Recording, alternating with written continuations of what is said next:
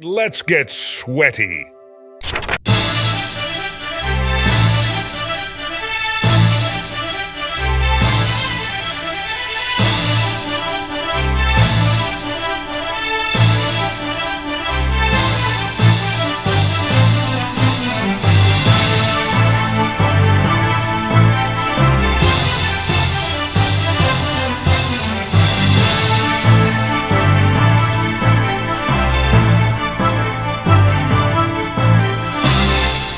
Hello and welcome to the Shenmue Dojo Show, Season 4, Episode 5. I am Skill Jim, of course, and I'm joined, as always, by Spud 1987 Zero himself, Matthew Oliver. How's it going, mate? Good, man. How you doing? Doing very good, thank you very much. Yeah, long time coming on this episode that we're about to be doing now, which is the Kickstarter Updates Part 4. Yeah, when was it? I think the end of last year that we did. 7 months ago, I think, was the last time. Months ago was the last one, okay. Yeah, it's a long while. That's it. If you remember that part in the actual Kickstarter trailer, Yu Suzuki saying, "Everywhere I go, everyone always asks me when Shenmue 3 is going to come out." That's what it's been like for us everywhere we go. People have been saying, "Where's the next Kickstarter update up there?" Yeah, it's a little bit, hasn't it? But I mean, things have happened, and we had some very good news for the dojo and the things we've been up to, which we'll obviously come on to in the news section, and Christmas and the release of Dreams of Saturn over that time as well. And yeah, there's a lot went on actually that sort of pushed it back, and now we're in, well, literally the last day of May, and we finally got round to it. That's true. Yeah, it's been a strange one actually. I think because we kicked off Season 4 and we wanted to sort of not start with a Part 4 and just start with like something like, oh, exciting, this is Season 4. So we did that. What we've been doing with Stu.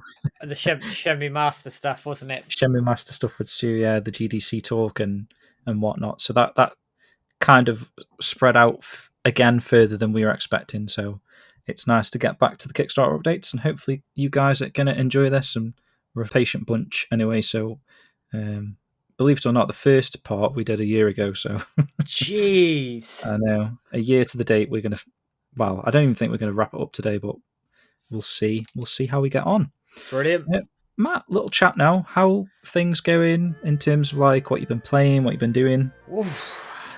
Well, since we've had a proper chat, I think. Like the podcast we've been doing recently, we just sort of just got straight to the point, haven't we? We did. I mean, thinking about it gaming-wise, I haven't played all that much. I've got Helldivers 2. A friend of mine recommended that to me. And actually, to be fair, it was 30 quid. It's good fun.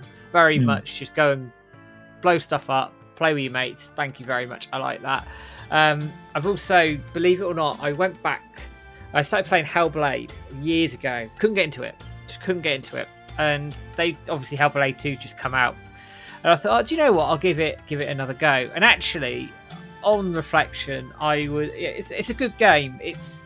I don't think it's necessarily my thing, but I could see where people had the appeal for it. And I've started the second one. Graphically, that's really, really impressive.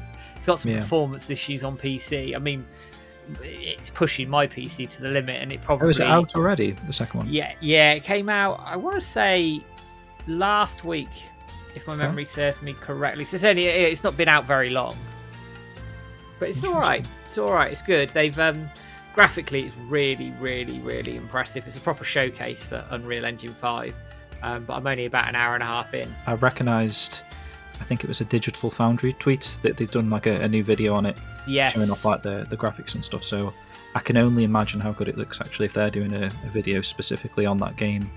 But yeah, cool. It was really great. What have you been playing anyway? I've been playing, and I don't really play too much. I was quite impressed, I think, towards the start of the year when I actually completed a game within January, I think.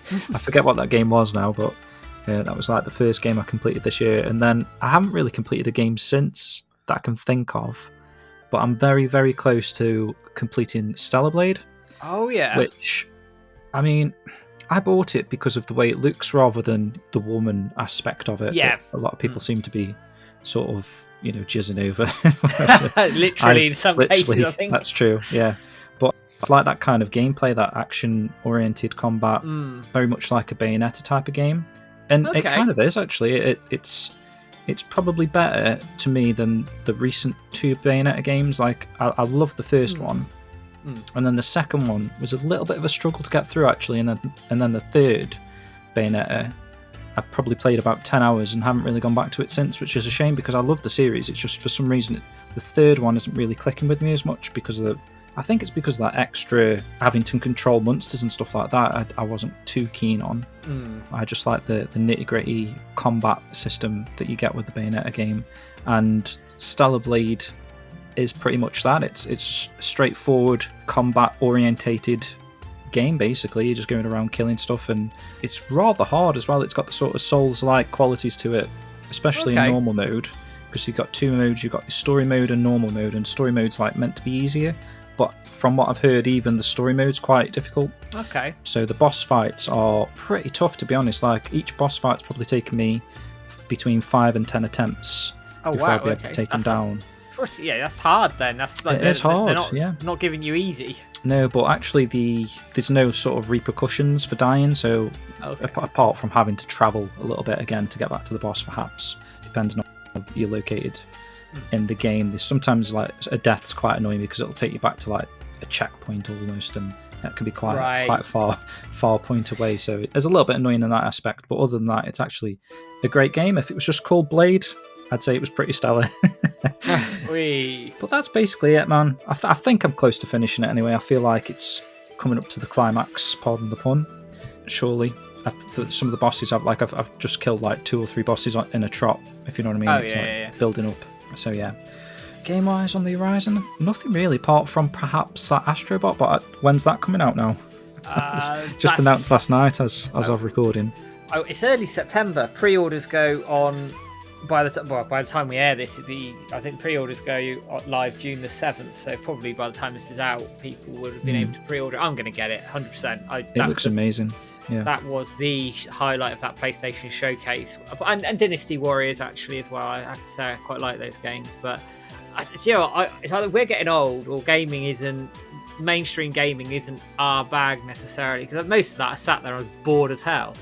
Yeah, well, same here. That Concord thing that we were trying to hype up at the start, it did nothing for me. It just looked like a cross between Overwatch and all these other games that we've had recently.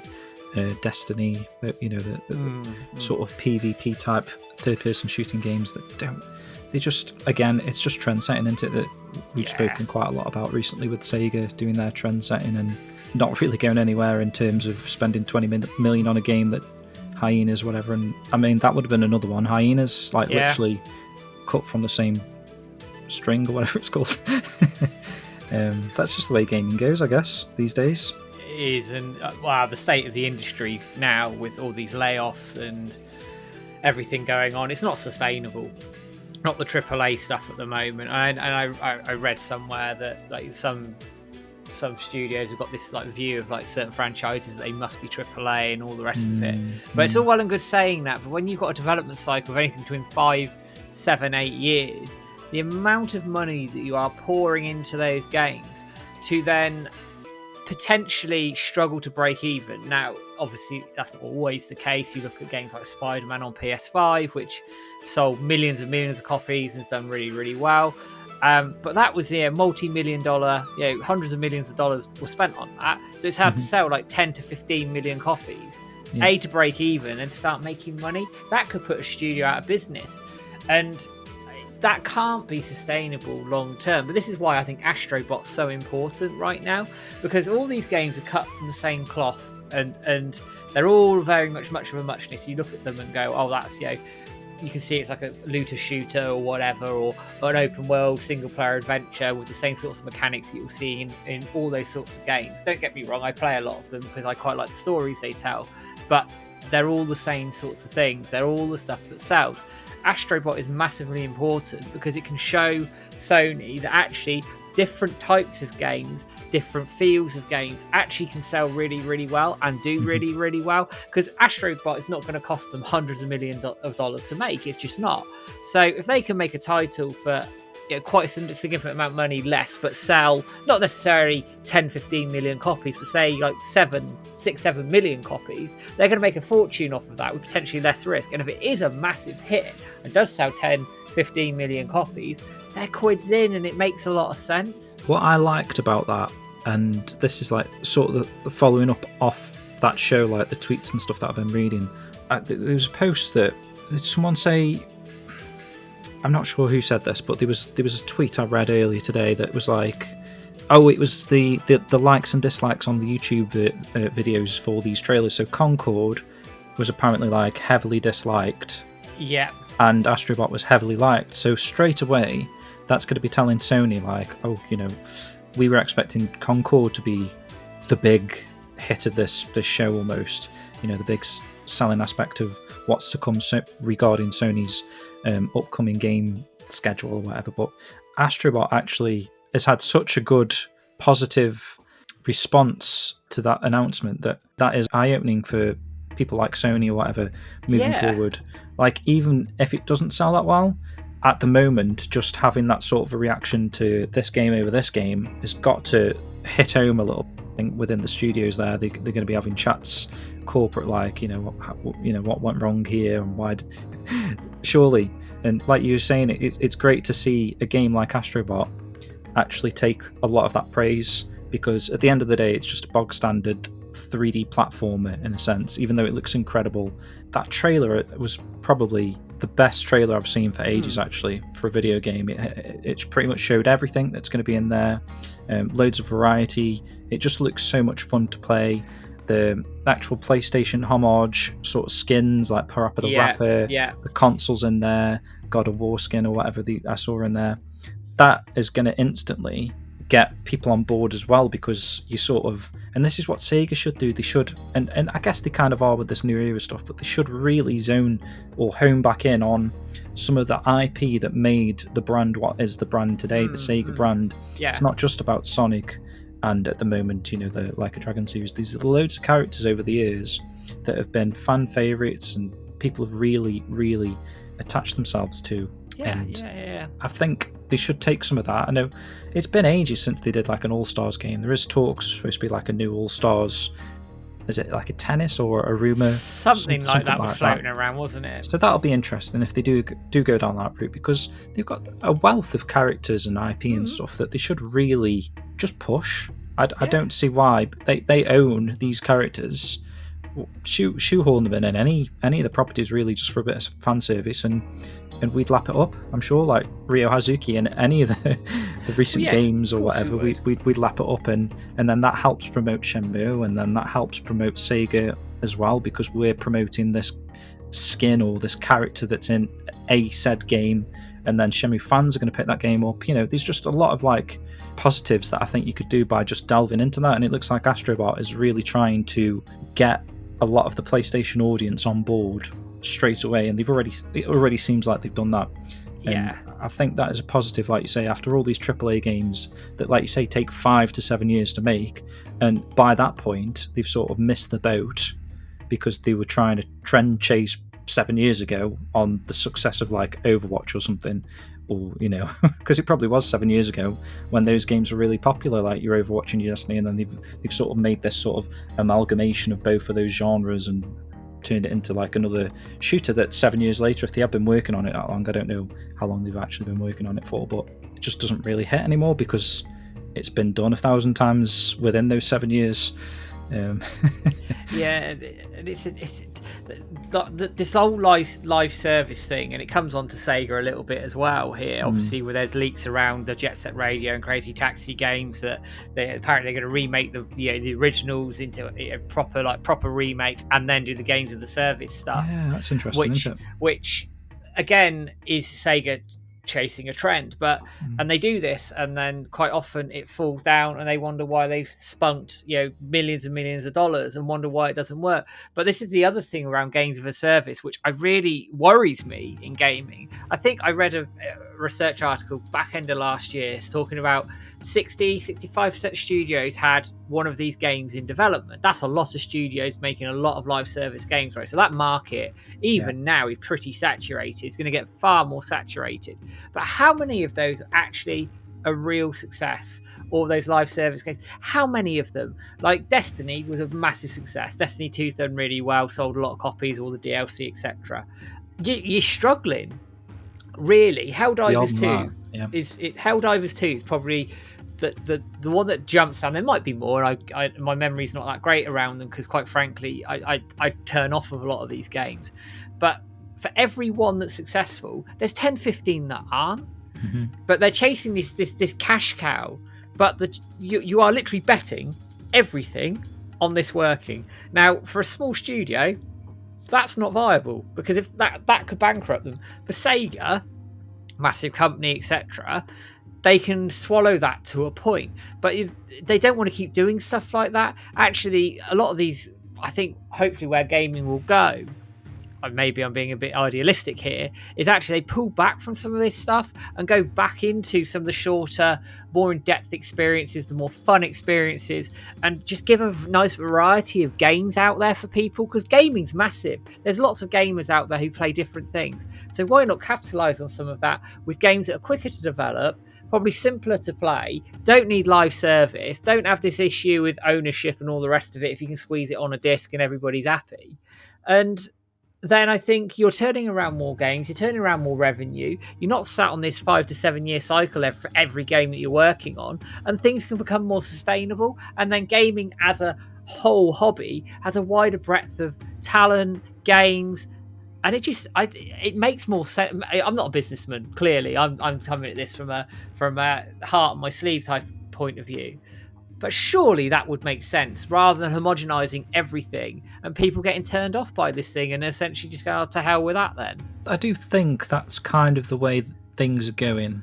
Or I've got that feeling that that's the way that things are going, like with all these studios shutting down because they're spunking millions and millions of pounds at these games and these projects that don't actually hit. So hopefully there is going to be a resurgence eventually of these smaller games that people just want to play because they're fun to play, and they don't necessarily need to be the next big hit of the summer or whatever. And a lot of like these service games that you've just mentioned there, the ones that fail are so devastating for the company, because the servers are up for like a month or two, and then because they haven't got the player base, because people have already moved on, because there's like sort of no attachment to that property or whatever. They're shutting the servers down, and then those games are literally unplayable for the rest of your life, aren't they? Like these games, was it Forsaken or whatever, that launched with the PS5, that it's literally just a coaster already. And you're talking about a PlayStation 5 game for like the latest system. It should really still be working after a year or two, and it's already dead. So it's unfortunate. But where do you see the Sega aspect if they are actually rebooting these series and remaking the originals as well? Do you see the originals being more successful, or the live service aspect being more successful? I mean, I'd like to think that the remakes of the originals will prove more successful from a bias point of view, because obviously we grew up playing these originals, so we have an affinity with them, and sort of all the special feelings those games brought us as teenagers. But I also, sort of reading into it a little bit, with apparently they've got the original teams working on these games as well, so the core experience is going to hopefully be very similar to what we played growing up. Now that might lead to some criticism of Crazy Taxi in terms of the experience being, technically a few minute experience, unless you're quite good at it. Obviously, keep getting your time extensions, etc. Because it's very arcadey, and there's this whole dollar per hour bollocks that people cry over about, and I've ranted about that many times over the years. But with Jet Set Radio, again, you get a good 15-20 hour game out of that, with all the extras and things they could put in as well. So I'd hope those two would be really successful and build a platform for Sega to go, actually, do you know what? Reboots, remasters of old IP, proper ones. Not, and I don't mean to sound derogatory, but the Shenmue re-releases were fine, but they could have done so much more, and they are doing so much more from what it looks like with Crazy Taxi and Jet Set Radio. going down the game as a service route as a separate games for their sort of new entries in inverted commas, I worry about that greatly. Now, if they've got it as a separate entity within a main single player experience, and basically that multiplayer experience disappears if they turn the servers off, that's annoying. But if you've got the core single player experience there, I don't really give a shit. Quite frankly, if its whole thing is based around game of a service, you can't progress story unless it's online, and it's all online, very much like a Destiny sort of game, then I've got a problem with it. And then, quite frankly, I do think, because of the saturation of that market, bearing in mind these aren't due to release for another 3 to 4 years, nuts, right? Which is insane in itself. That market's going to be hugely saturated, and everything could have moved on, and people were like, I don't want to touch this, sod off. We've had so many of these games, go away. And then Sega end up in a boat of that trend. We chased that far too late as well. Oh, we've wasted another $100 million. Oh dear, what do we do? You could have funded Shenmue 4, 5, 6, 7, and 8, you know? For sure, man. I mean, I get the mentality that they're going to remake Jet Set Radio before the live service aspect of it, so try and get people familiar with the series again to then play it. Yeah, absolutely. What I don't understand is, and especially if they're doing it in Unreal 5, they got the staff back, why would you remake it? Why not just make like a Jet Set Radio 3, like a proper full-on brand new release that's exciting? It's like, oh my god, this is like a brand new Jet Set Radio game, Jet Set Radio 3, or, you know, Crazy Taxi 4, like a proper full-on new game. Like, what is it with remaking the original? Is it just so they can call it Jet Set Radio, call it Crazy Taxi, because they don't want to have this number aspect attached to it? Or it seems strange to me that they'd do that much effort with the original staff, Unreal 5, like a full-fledged game, but then just remake the original. It's Crazy Taxi. I don't think it matters too much, because I think Crazy Taxi, you could start any entry. The game, the core mechanics of that gameplay are what they are. You drive around, pick passengers up. They obviously added the jump button and other things in later iterations, which was fine. But if you made a Crazy Taxi 4, the gameplay elements don't really change, and you could include the old stages, etc. Exactly, it'd be fine. The brand new stage. Jet Set Radio is a little bit different. I know the stories, they are interlinked, but it's not vital that you've played the first game to play Jet Set Radio Future, for example.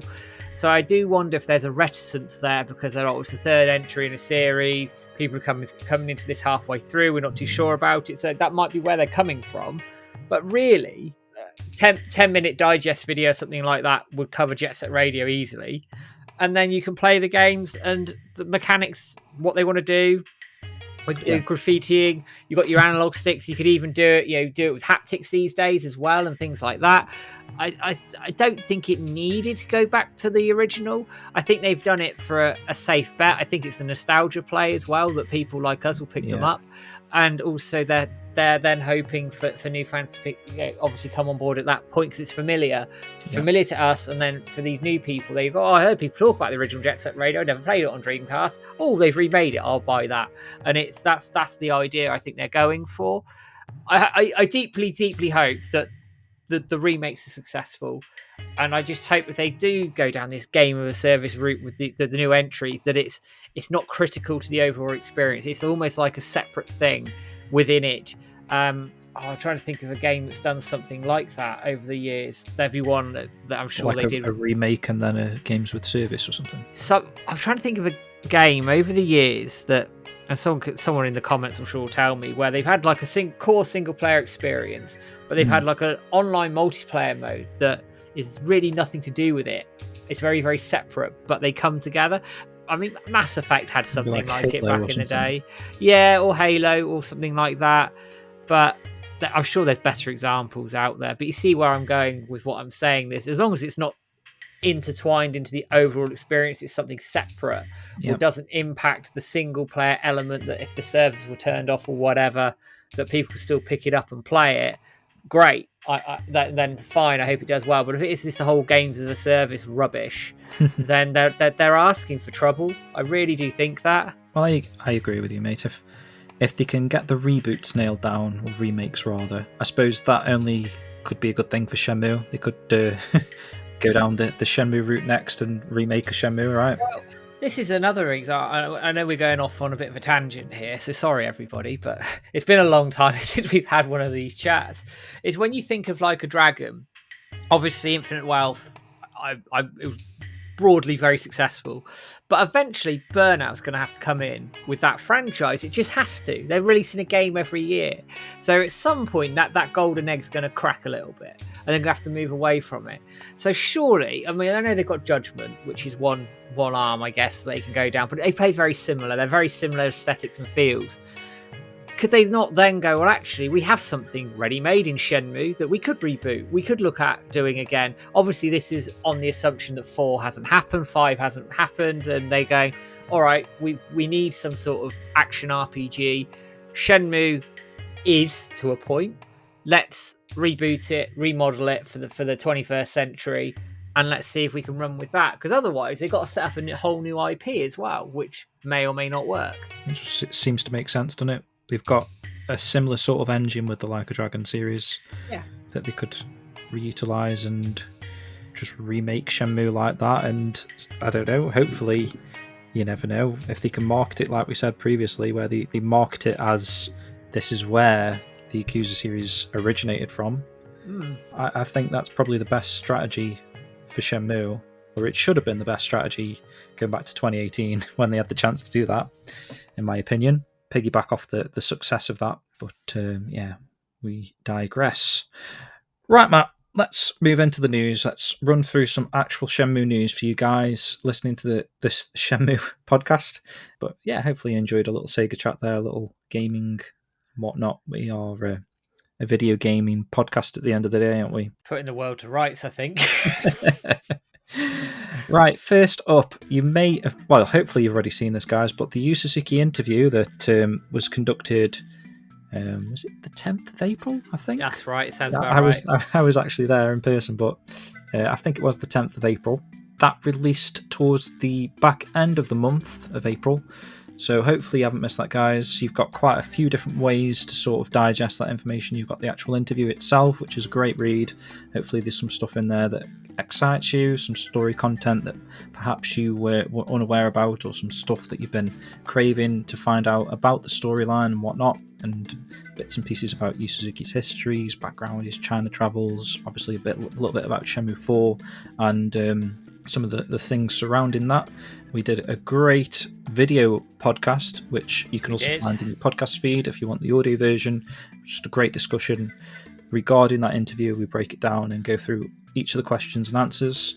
So that's probably my recommendation for digesting this interview. And also just released actually today by Switch. He's done a little bit of a blog post on his blog website where you can look at the top 10 revelations from the interview he's actually done, and he's gone into a little bit more detail on the story, some of the story beats that we found out about. So definitely check that out, guys. Hiki, again, today, Hiki's just released a brand new blog post about Shenmue Online in 2024, what that would look like these days. I haven't actually read it yet, Matt. I don't know if you have. I only skimmed it because I was on the forums earlier and I happened to see it and I marked it to look at and go through. And I've just ranted about games as a service, ironically. That's true. Mind. We take a Shenmue Online, wouldn't we? Of course. Well, that's a game as a service that I'll allow because it can make hundreds of millions of dollars and get everything finished. But anything, I'd go away. True. As long as they don't spend like hundreds of millions on it, and then it doesn't release in the first place. Yeah. That's true. Yeah. While we're on the Shenmue Dojo sort of aspect of the news section here, I have announced it kind of. I talked about it a little bit. I don't want to talk about it too much and set expectations or whatever, but I've got sort of a plan for issue 3 now. I'm down to like the last couple of sections of the magazine that I want to design and finish off there. So my sort of plan was that I was going to get it finished within the month of June. We'll hopefully launch the Kickstarter for it in July. And then, obviously, it'll take a month. Manufacture stuff in August. Hopefully, that might take probably like a month. And September would be the shipping of said magazine. So that's my current schedule. If you've been wondering what's been going on with Shenmue World Issue 3, I thought I'd give you a little bit of an update there. But again, I don't really want to set too many expectations. I just want to have a bit of fun while I'm creating this and, not panic and rush stuff for the sake of it. Yeah, So, no, yeah. you want it to be right and to be something that you're happy to release, because by rushing it serves no purpose, does it? No, very true, very true. A little mention now. Obviously, there's been a wealth of fan games this year alone. We've had Mad. Dreams of Saturn at the back end of last year, and then we've had Virtual Pet, Chobu-chan. Reclaiming the Path is the upcoming game from George Kitchen. Obviously, made Dreams of Saturn. We talked a little bit about that in the last couple of news sections, I think. He's been providing some updates and screenshots, so definitely keep an eye out for that because it looks amazing. Obviously, we've got Shenmue 4 2.5D as well that's been worked on. And then, Matt, if you can tell us a little bit about the most recent... It's not really a fan game as such, but it's a Shenmue fan-inspired game that's released. And we've had quite a few of them as well recently, like Incombini. I'm sure there's a couple of others I've seen that have like... Because there was that post on Twitter the other day where it was like in response to something, wasn't it? Like all these companies, and I'm an indie developing game, and these are my 4 inspired. And a lot of... It was quite interesting to see that like a lot of people have been inspired by Shenmue, even releasing games in 2024 now. They're still going all the way back to 99 and taking Shenmue as inspiration, and this is one of them. Yeah, it is. And just as a side point to that, it's funny that even now, like you say, people who are in the industry recognise and take inspiration from Shenmue, but I think modern gamers, because of memes and everything else over the years, don't see that. But when industry figures are holding Shenmue in such a regard, I think that speaks volumes for the legacy of Shenmue and Yu Suzuki in his entire career. But anyway, that's sort of a side point. This is very much inspired by Shenmue and also the Yakuza Like a Dragon series. It's coming from Kenzo Games, and Kenzo is a regular on our forums. He's also regular in our Discord. And I had the privilege of doing some beta testing on this a couple of years ago as well. It's called Hood Story. It released on Steam on the 31st of May. It's about £15 or similar, depending on what your local currency is. It's very much a small open world RPG where you have this own little world you can interact in, mini games. There's a story attached to all of it. There's a fighting engine.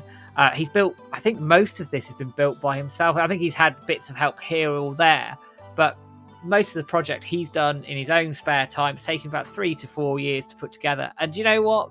From when it started to where it is now, I think it's come on leaps and bounds in terms of the way it plays, the way it looks, the sort of solidity of the control system. He's done a really, really good job. And I said to him privately, I think you should really have this as sort of part of your portfolio and start looking that if you want to work in the industry, you've made a game, you've released it on Steam, you've done this on your own, mate. You know, take that, be proud of it, and push that in terms of getting a career, because there's not many people out there who can make and release a game on Steam for money and at least get some sort of buzz around it. So I'm really impressed by it. Yeah, me too. It looks great. It's talking about games, what I'm going to play next. I might actually get this over the weekend and give this a go, because it looks a lot of fun. There's a lot of different types of mini games that you'd obviously come to expect from your Shenmue and your Yakuza type of game, where there's a lot of things going on.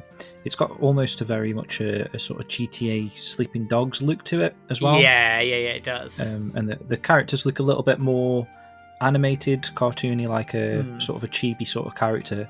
But the world and what Kenji's actually managed to create, it looks great, and I'm looking forward to trying it out, because I haven't even tried it.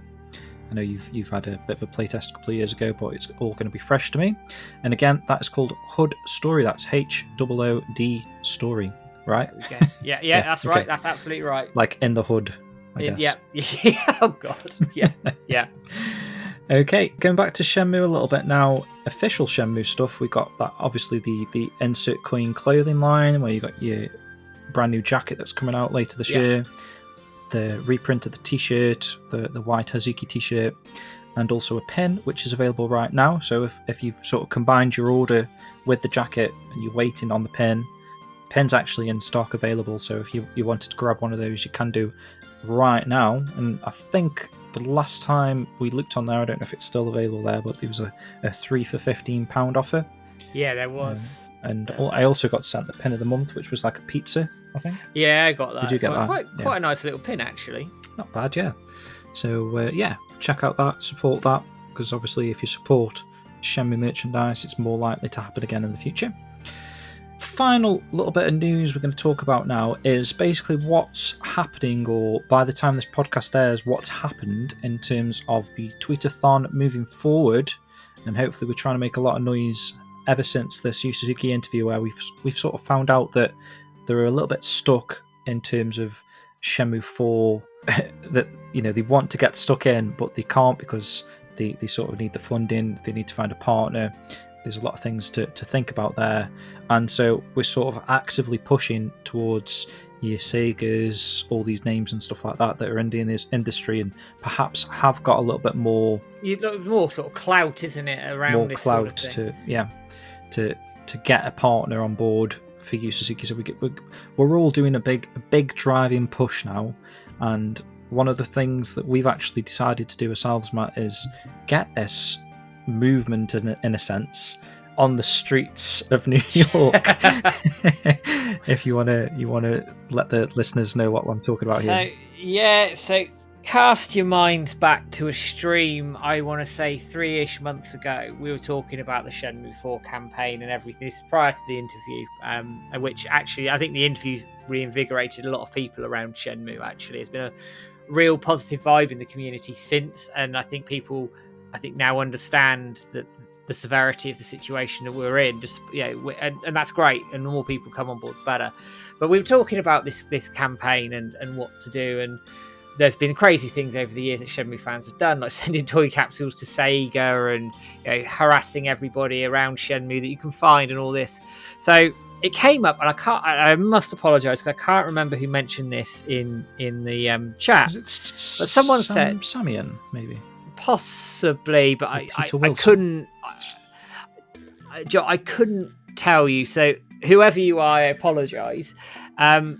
They said, "Oh, you can hire out time at the Times Square board." So obviously, anybody's been to New York or will know what Times Square is. You've got all the big billboards everywhere. It's lit up day and night. It's massive. And they say, "Oh, you can hire time out on it." I'm like, surely that's going to be like thousands of pounds sort of thing. It's prime location. Turns out it's not. Turns out, actually, you can get your own sort of 15-second slot for about $40. So about 35 quid, something like that. So what we've decided to do as part of that, as the inspiration from that, is we have taken out, and would have shown by this point in time, a 15-second advert for the hashtag Let's Get Shenmue 4 campaign over at Times Square. It will have aired live. This will be in peak rush hour, so when everybody's around Times Square as well. And again, it's just a crazy thing that Shenmue fans are doing, that we want to get the noise out there that we ain't done. We're still here. We want these games to finish.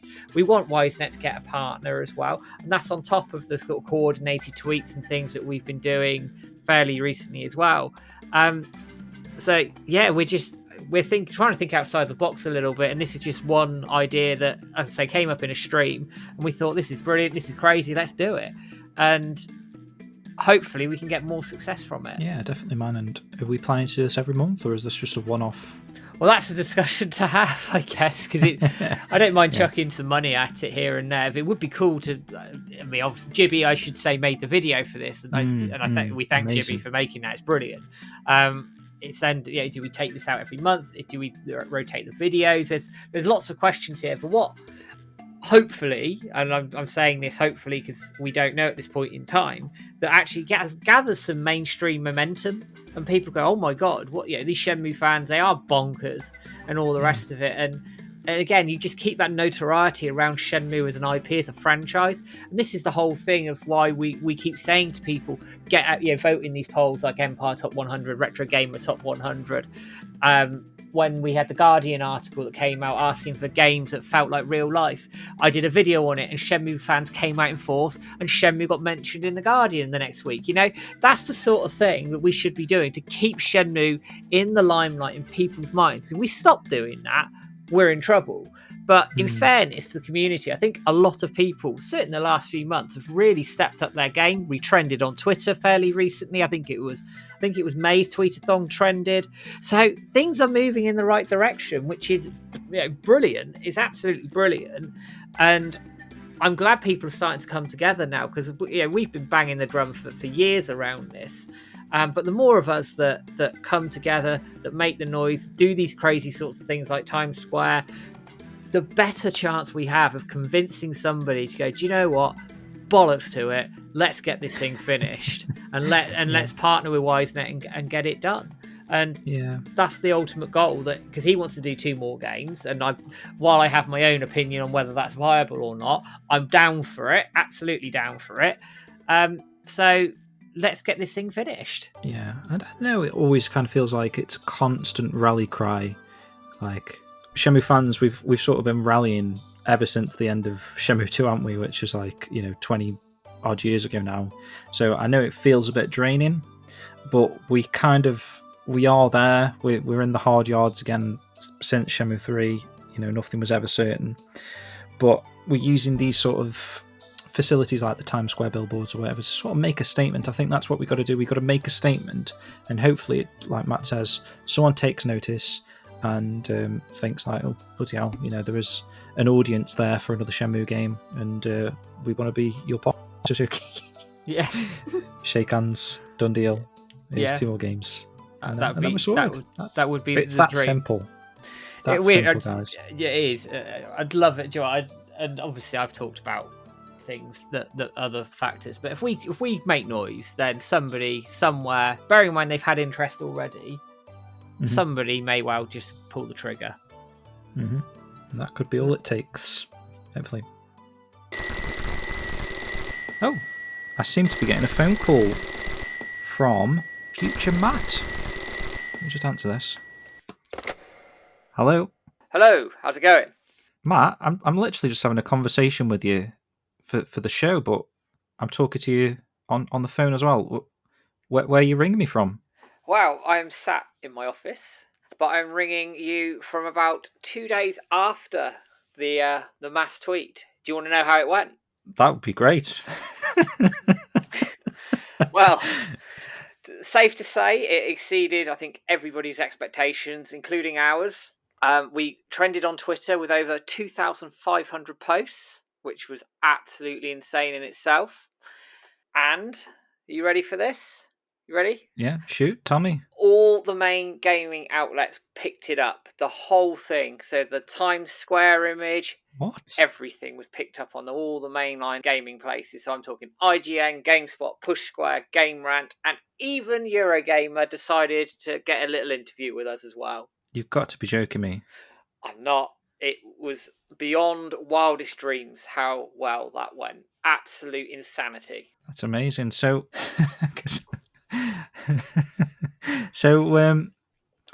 could you sort of tell me then what's the plan moving forth then after we had all this buzz and trending and all these articles and stuff? I know you're only 2 days ahead, but can you foresee a Shenmue 4 out of this?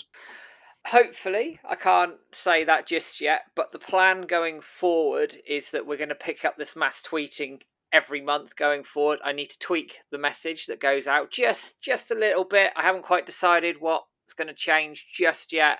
Maybe some of the tags will to tag maybe a bit more targeted perhaps, but we are going to go for it monthly, and it will be at the same time every month on the 4th of every month. So that'll be 8 o'clock UK time, which is 3 o'clock Eastern time, which is 12 o'clock Pacific time, and 4 a.m. in the morning in Japan. If you are awake at that time in the morning, we will be going hard with the intention of getting this thing trending monthly until somebody takes notice of us. Yeah. Well, seriously, thanks everyone for taking part in this mass tweet that's been going on, and hopefully you'll join us again in the next one, because like future Matt's just been saying there, it blew away our expectations. Trending on Twitter in the first place, which we kind of done, was it last month as well? So like 2 months on the bounce. Yeah, that's right. Almost. And this one specifically was so amazing to get all that mainstream media coverage that I've just learned from future Matt here. Definitely exceeded our expectations tenfold, and it's incredible actually to have so much buzz around Shenmue from all these major gaming media outlets, and hopefully that can only bring some good. Yeah, hopefully so, and it's twofold. One, it shows that community is united and pushing together for Shenmue 4, which is fantastic. And And number two, it's massively imperative that we keep this up and don't lose the momentum. Trending 1 or 2 months is great and it looks fantastic. But if we trend 5, 6, 7, 8 months in a row, surely someone's then got to sort of take notice of that and pick something up and challenge us. Why is this trending? What's going on with Shenmue? And maybe just push something over the line. That'd be the ultimate dream with it. Yeah, and that is a good point, considering we haven't got any Shenmue news or anything to really be trending with. It's testament to the fan base, really, that we're getting behind this hashtag of Let's Get Shenmue 4 each and every month. The fact that we can be trending alongside current affairs and hot topics, and we've got nothing really to digest as a Shenmue fan is pretty cool, to be honest, that we could still maintain that despite having nothing newsworthy. And that's it. And it's because the community came out in force and showed that actually we're not ready for this thing to die off as some people would want it to. We want more Shenmue. We're going to get more Shenmue. But it, again, as you thank the community, and I thank the community as well for the strengthening numbers that people came out in. And we just need to keep it up. We need to keep doing it now. Keep pushing it as hard, if not harder. And I'm sure good things will come. Yeah, for sure, man. Keep it up, guys. Matt, while I've got you on the phone, yeah, could you tell me what the lottery numbers are going to be tomorrow night? Oh, I absolutely can. Ooh, hey, if this goes down well, guys, we could possibly self-fund Shenmue 4, 5, and 6. So yeah, Matt, get those numbers over to us, and Right. I'll get a ticket on tonight. Are you ready? You got pen and paper? Yep. Right, so here we go. You ready? I'm ready. So 4, Yep. 18, Yep. 20. Oh, hang on. 20. You were breaking up a little bit, Matt. What was that one? I'm losing you. 26. 26. Yeah, we've got that. So we've got the first three. What are the other three? Quick. Right. You- Oh, we've lost Matt. Fuck's sake. Oh well, guys, we're going to have to go back on the 4th of July and start pushing for this hashtag Let's Get Shenmue 4 again, because obviously we can't self-fund it anymore, unfortunately. But yeah, thanks to future Matt there for giving us an update on what actually went down with the Let's Get Shenmue 4 trending and Times Square billboard movement. Thanks to Matt there. Right, let's have a breather. So we're going to play some Shenmue 3 music for you in this episode, because obviously we're going to be talking heavy Shenmue 3 at the sort of the tail end of the Kickstarter updates after this particular music break. But we're going to start here with a song entitled Father's Letter.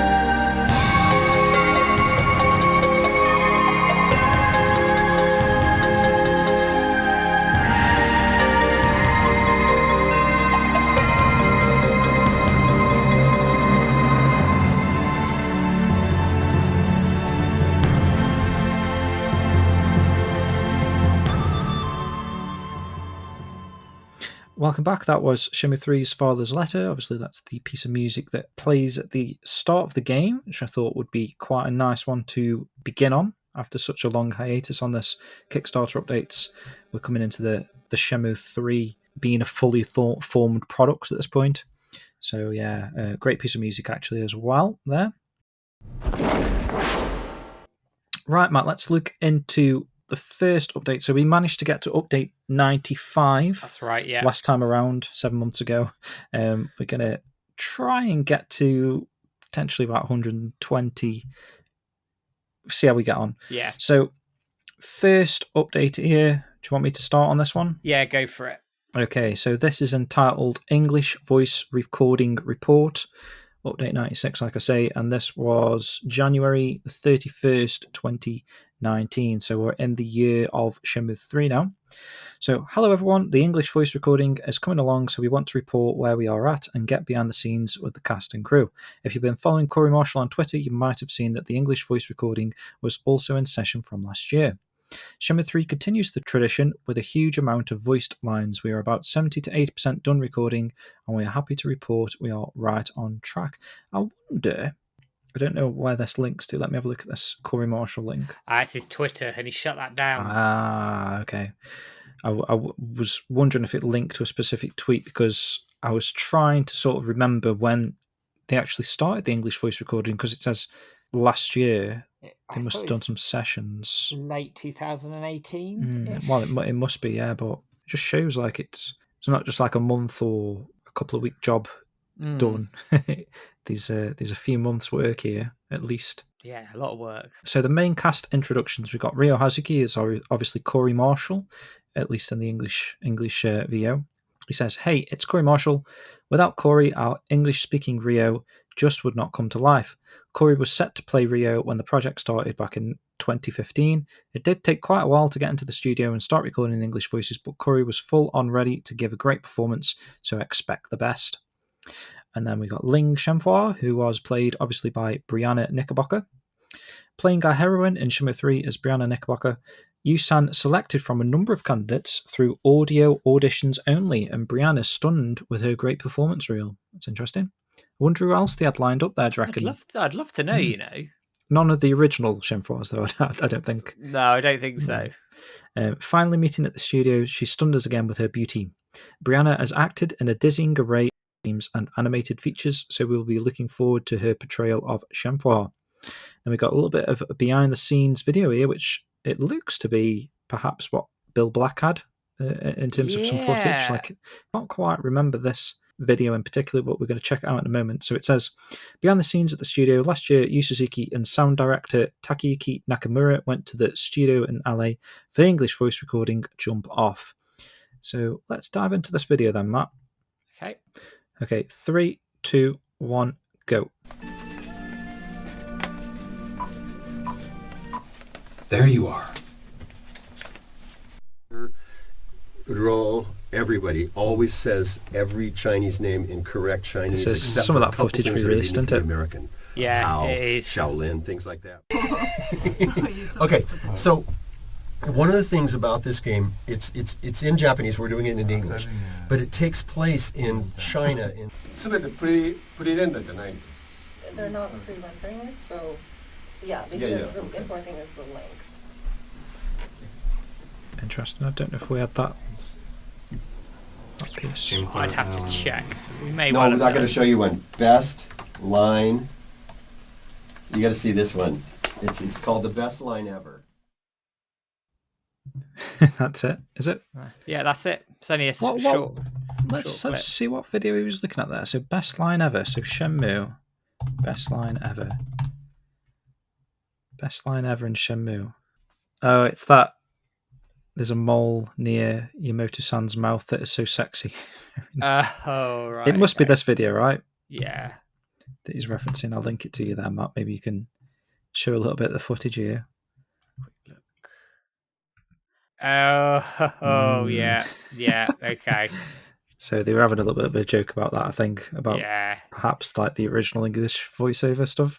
Yeah, I think they Maybe. probably tongue-in-cheek thing about it. Yeah, definitely. And then we've got some photographs. So we've got one of Yu Suzuki, the guy that went with him. Who was he again? The sound director Takayuki Nakamura, and obviously Bill Black and Brianna. English voice recording crew unite from left. Shenmue actress Brianna. English voice recording director Bill San from Lionbridge Gaming. Yu San and sound director Nakamura San. And we've got Serious Time. Yu Suzuki having some coffee there. Corey playing. Yeah, he's playing the game, isn't he? Playing the game to get into the atmosphere. Oh, it's a cool shot. This is Corey's daughter, Katana. Voicing her lines. That was a nice moment for Corey. It actually says, who's this? It's Corey's daughter, Katana, making her voice acting debut. Got some more photos. Ready, go. I actually used some of these photographs in issue 2. Corey actually sent me these, so I don't know if these were actually Corey's photographs or not. I don't know. Not sure. So it says, yeah, the English voice crew brings it. Hope everyone enjoyed that. That was so much great back and forth on the Shenmue concept and technical aspects between Corey, Brianna, all the voice actors, and the recording staff from Lionbridge Gaming in charge of the English voicing, making it a truly meaningful chapter in the journey. And then I don't know if this is a new update, but we've got a survey closure notice. Following the announcement in December, we would like to remind everyone that January the 6th was the final day to update your survey responses in order to keep development on schedule. We thank you for your understanding and cooperation. And changes to shipping addresses and reward details can still be made until further notice. This year, we plan to put a big push promoting the game. We have new info scheduled for release upcoming, so we kindly ask for patience until then. Thank you, as always, for your support. Very good. Just a sort of a side comment to that. I had the privilege of having Corey on the show. I've also interviewed Bill Black a few years ago as well, and he was kind enough to give us all the raw footage that they took from recording back in the day. So we've stored that all on our YouTube, but it's backed up on various hard drives and things here at mine as well. And then years later, on Twitter, Bill Black mentioned that he obviously did voice director for Shenmue 3, but he'd lost all his footage. And luckily, this is why you preserve things, people. Exactly. We'd kept it all, so I dropped him a line saying, "Oh, we have literally all of it. It's all backed up," and sent it over to him, and he was really, really grateful for all of that. And Bill's great footage cool as well. Yeah, it's brilliant footage. And obviously, Jibby also made that sort of a more condensed version of it. He did, indeed, yeah. Just another great watch. We'll, if I remember, I'll try and link these videos in the chat, guys, or in the show notes rather, if you've not seen them, because they're well worth seeing. Some really good behind the scenes footage of the voiceover work there for Shenmue 3. Brilliant. So then we come straight into update 97, Magic 2019 participation information. Now, this was the Magic that James and I had the privilege of attending, which it's crazy that's 5 years ago. That's March the 9th I'm looking at. That's where it was? Yeah. And we're well over the date. Wow. Yeah, it's insane. That's insane, mate. 5 years ago. 5 years ago we went to that, and that's probably it's probably a little show on its own. The whole to Magic talk about Monaco. the day. I'm sure we could talk about that. That was brilliant. I'd have to go back through the photographs we took as well. Yeah, I would. But I'll that save would be it a good show, because we could go through everyone's photographs, couldn't we, of the day? Yeah, it'd be really cool. Have a little chat. Yeah. So, nostalgia and memories aside, we come into Magic 2019. It says, hello, everybody. Following last year's participation at the Monaco Anime Game International Conferences, Magic director Yu Suzuki will once again be attending this year's event in Monaco, held Saturday, March the 9th. The press conference for the event took place on February the 7th, as many of you have already seen. For those of you who haven't, please read on. And I remember that because I remember watching it, that press conference. It comes on further to say that Magic is presented by Shibuya Productions and their CEO, Cedric Biscay, a co-producer of Shenmue 3. The event, which is 5 years running, hosts conferences and roundtables with famous international authors, game designers, producers, writers, and illustrators, as well as gaming, manga, and cosplay contests. As this is the 5th anniversary, there will be a variety of events planned for the occasion. And of course, the latest Shenmue 3 news will be unveiled. A special Magic Shenmue 3 t-shirt will be available at the event. That was an expensive t-shirt. Most expensive shirt I've ever bought, I think. Yeah, so be sure to follow along the official Magic site and Twitter for more information. And there's the Shenmue 3 screenshots from the press conference, love which that they one. show. The first one's really cool. You First can one's see good. that game like has jumped in terms of the quality. Yeah. Just leaps and bounds. We'll come on to the trailer in a bit, and then you've got below here, you've got the elephant trunk cliff, Mm-hmm. and it says looks like an elephant, and it says the Shenmue 3 team is one for all and getting ready for a good show. Thank you as always for your support. Nice little update. Right, so we swiftly jump with update 98 into Magic 2019 with a new trailer that was unveiled at the show. It says, "Hello everyone, Magic 2019 was held yesterday, and along with it came a new trailer release. Let's see the latest Shenmue 3 trailer here now." So we'll have a quick watch of this, Matt. Try and get a little bit more nostalgia, I guess. Was this a Magic exclusive trailer or? It was exclusive to Magic. Okay, let's check it out. So 3, 2, 1, go. Ooh, loud.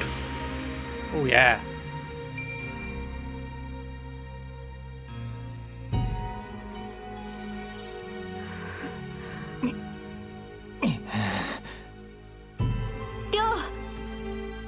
け無様なもんだな。その程度のクンフーで俺様に勝てるとでも思ったのか。 Little did we know that was the bad ending, right? I know. It was 助け cool. ないと。りょう、まだダメ。まだ無理。どうするか考えよう。どうすれば。何の量かな。少し前にゴロツキがこの村を荒らしていったと聞いたのですが。おお、今日はどこだと怒鳴りながら家探しをしてこの通りだよ。この人たちは一体誰なんだ。シェファー、これは。知らないおじさん2人がこの家に入っていくのを見たんだ。村の子供たちがジョさんの家にゴロツキが入っていくのを見たらしい。岩尾。岩尾は俺の親父です。親父のことを知っているんですか。親父は殺されたんです。お前さんたちには関わりのない昔のことじゃと言ったはずじゃ。くそ、一体どうすれば。技を教えてください。そう簡単に教えるわけにはいかんな。何でもします。教えてください。 Remember this stuff, man. Yeah, it's good. First combat gameplay show? Yeah. First look at the combat engine. 素早く接近して撃つのじゃ。遅い。基礎力もついたようじゃ。そろそろ技を伝授してやるかのう。よいか。I remember actually, we were sitting in McDonald's, weren't we, dissecting We were. what we'd seen there. The little bit in the bell tower. I remember Nathan specifically pointing out like the red ornateness resembling the same sort of building structure that was in Liuang. Yeah.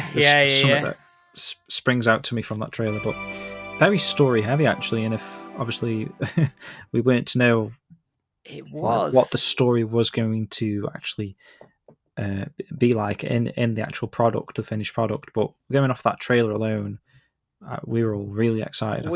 I remember again, like we're going off the topic a little bit, but we always thought we might do some of these in fairness. But I remember being sat there and Peter had it. He Twitch streamed it off of his phone or camera that he had, and I was streaming it on Facebook as well, live from the audience. And I remember all the reactions. People were like, oh my god, this is amazing. We had the first look at the combat system. We also, at the press conference that we sat, and obviously we were doing play-by-play at the time on Twitter and Facebook. We had a proper breakdown of how the combat would work and all those sorts of things. And the vibe from Monaco was fantastic. Like, it really felt like this thing was coming together.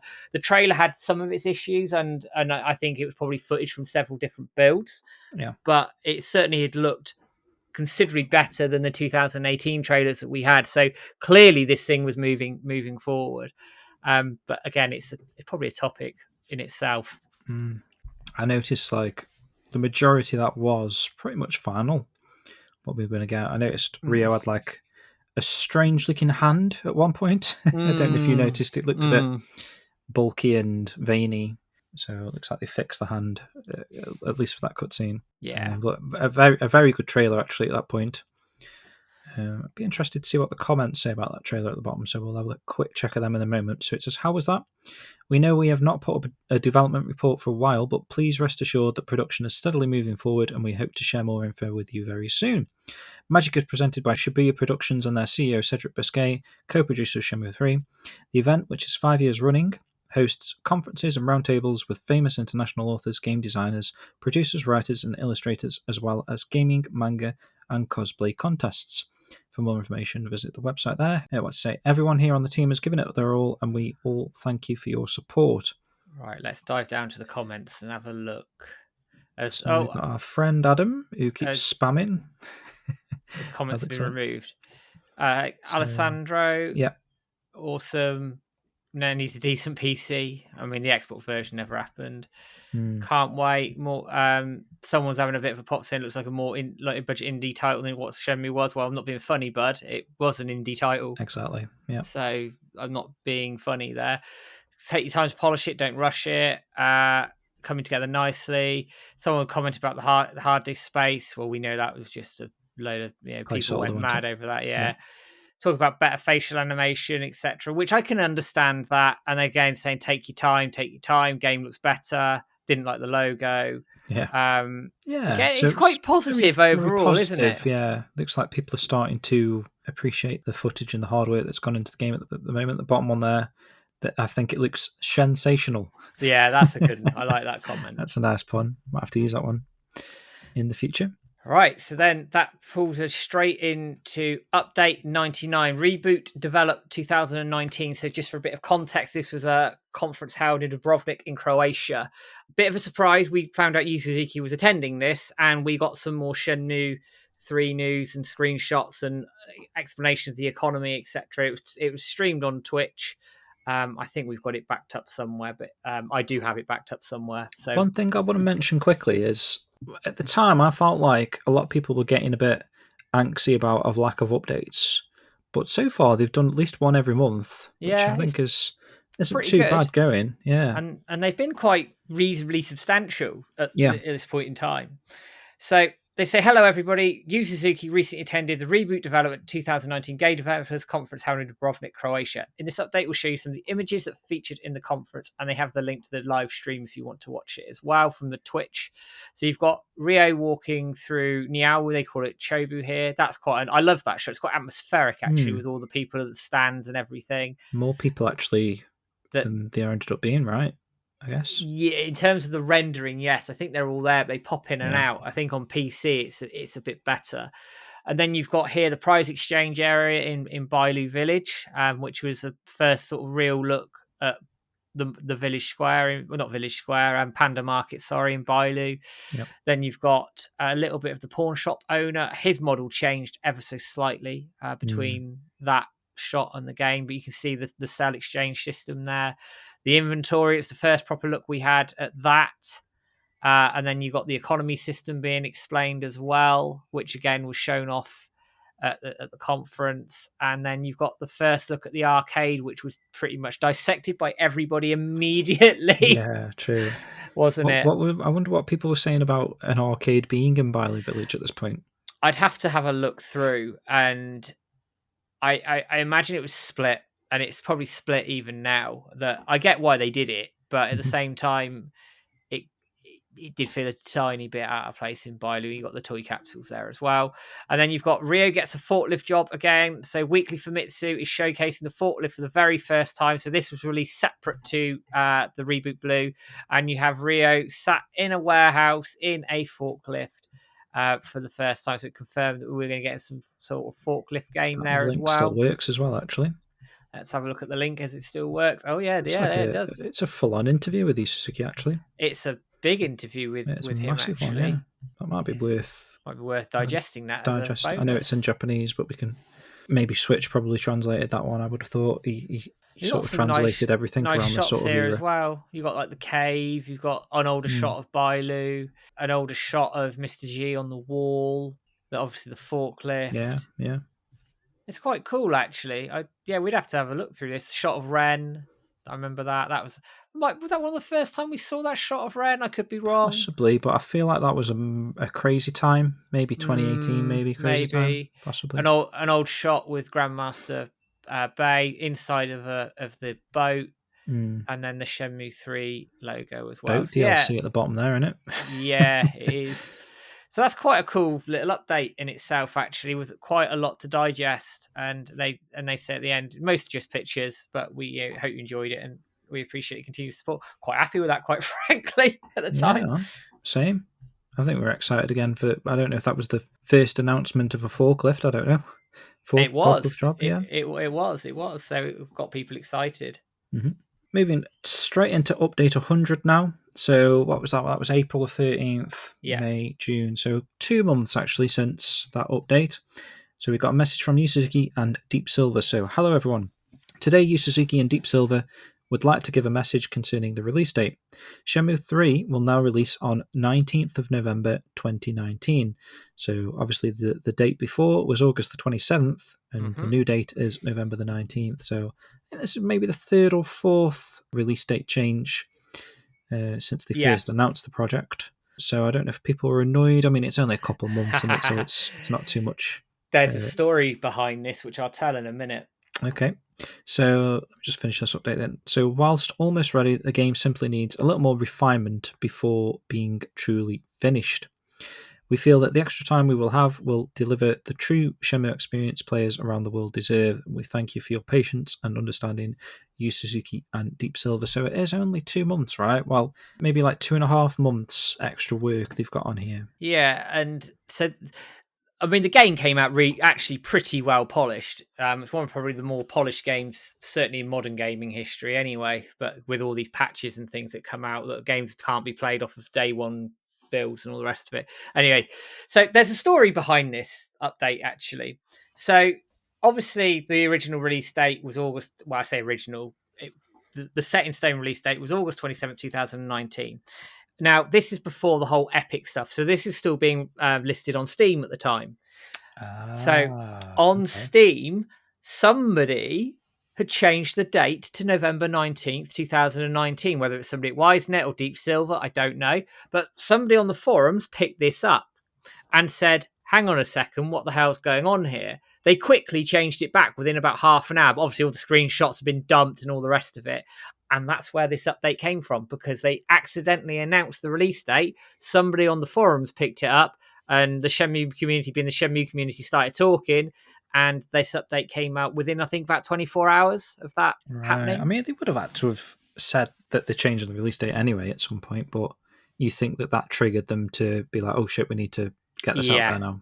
Yeah, I don't think they intended to at that point in time. And so was this due to the Epic deal then? Is that what you're saying? I don't think it was due to necessarily to the Epic deal, but I mean, that's just me guessing. I don't know. Mm-hmm. But either way, they didn't intend for that release date to come out at that point in time. There's no way. Somebody may have got a telling off at work. I know a lot of people were concerned about it releasing in November because there was like quite a few big hitters around that period. Call of Duty, FIFA, all those sorts of games released in that for the holiday season. In the comments, someone mentions Death Stranding. So is that must have been that year and that sort of time period. Pokemon as well. There was a Pokemon game. The issue you've got with is like you can't delay it to specifically come out on a month where there's a chance that you're not going to have much competition. It's hard in games to structure that right, and once you've set a release date, you've kind of got to stick to it.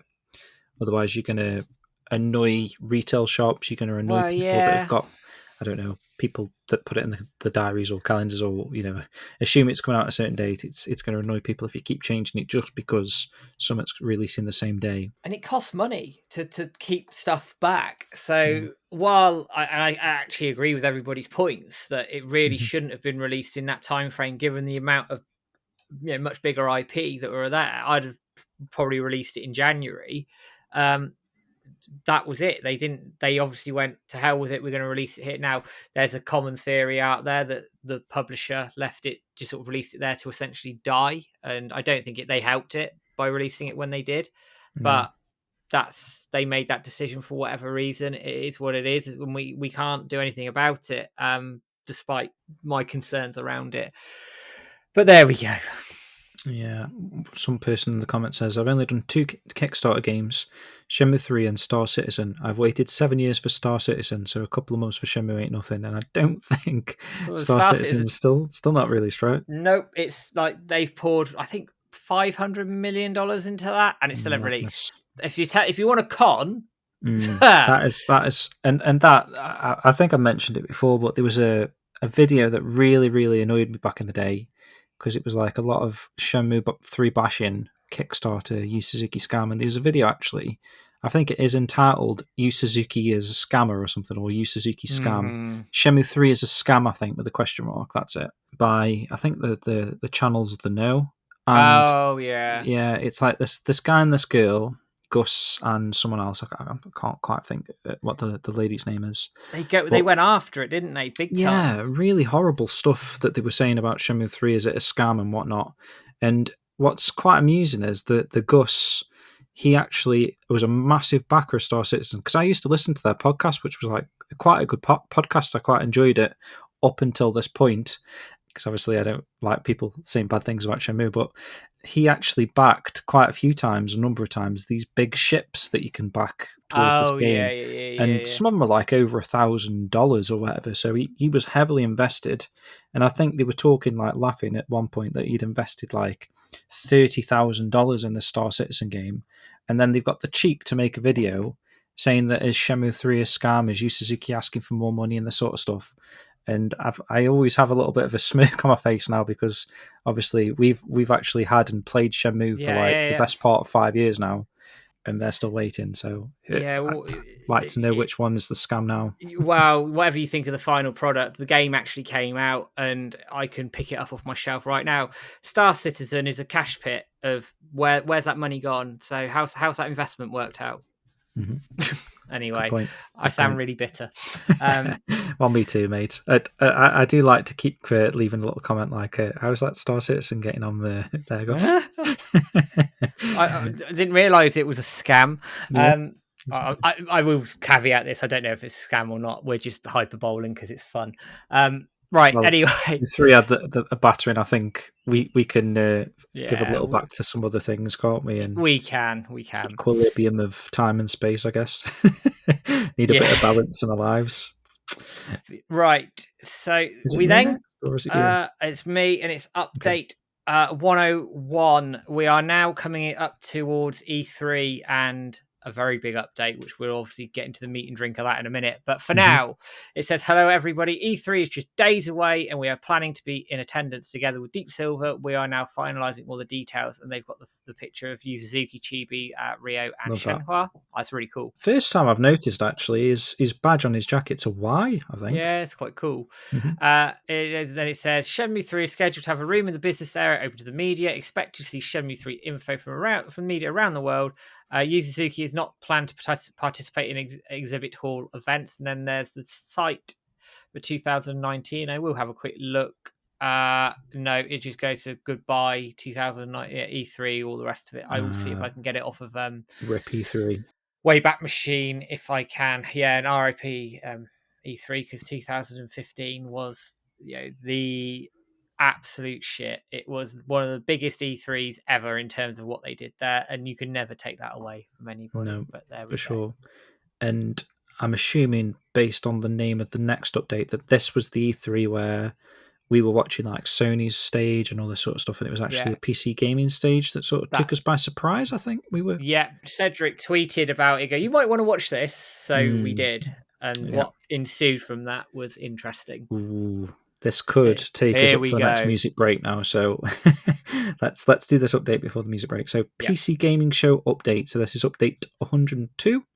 We've got a new trailer and Epic Games Store exclusive for PC version. Ooh. Oh, here we go. Here we go, guys. So this is June the 10th. So we are, at this point, like 6 months away from release.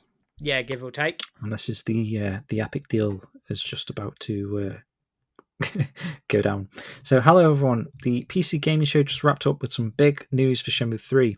The new trailer was unveiled, and it was announced that Shenmue 3 for PC will be an Epic Games Store exclusive.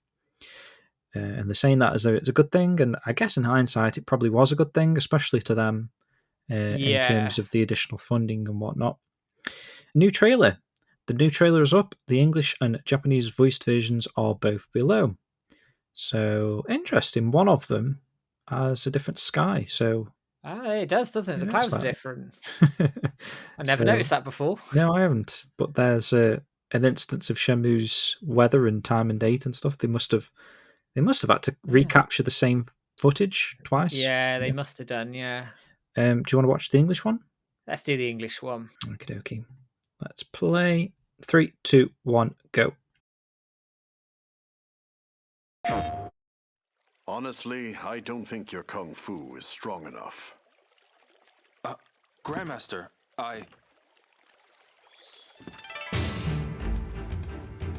This was the first time we heard the English as well.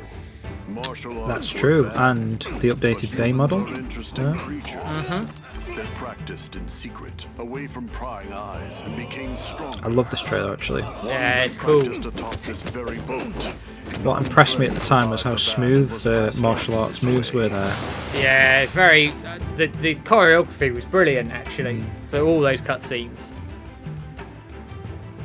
Some of the models were still like, not sure about that.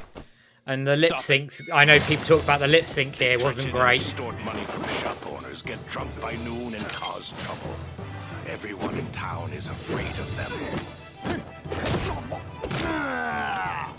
I do remember, because obviously this was the PC Gaming Show, there was like quite a lot of people streaming and reacting. Yeah. And some of the people that didn't know Shenmue 3 views were like unfavourable a little bit based on the footage. The Japanese guy who got in our way. You've got some guts to barge But I in mean, here on your own. too bad. It's fine. It's absolutely fine. fine. In that trailer. Some of the models are a bit wonky, but I mean, it's just systematic of what the game was, and yeah, some of the lip syncs a bit out, and all the rest of it. Some of the models were a bit funny in bits, but again, it's just they stretched the budget for what they had, and I won't go down that rabbit hole here. I think for what we got, people can criticize the final product if they want or like the final product, but the fact we got a game, an open world game, fully voiced, etc., and bug free, pretty damn miracle in its own right. So I know we lapped up like story trailers, but perhaps I wonder if it would have been better to show more of the day-to-day gameplay in one of these trailers at this point, to sort of actually show the people that don't know anything about the story at all why they should be playing this game. I'm not sure. quite probably. But then after all of that, we come down to, and we're going to have to look at the comments here as well, but we come down to the bit that really caused a bit of a shit show. And still does to this day, really. Yeah. In a sense. So it says PC version Epic Games Store exclusive. We are happy to announce that Shenmue 3 for PC will be an Epic Games Store exclusive. Does that link take you to General Epic Games Store? Yeah. Development for Shenmue 3 has been moving forward using Unreal Engine, and the support we've received from Epic has been excellent. But most importantly, in looking for the most enjoyable experience on PC, it was decided, together with Deep Silver, after much discussion, that the Epic Games Store would be the best distribution platform option.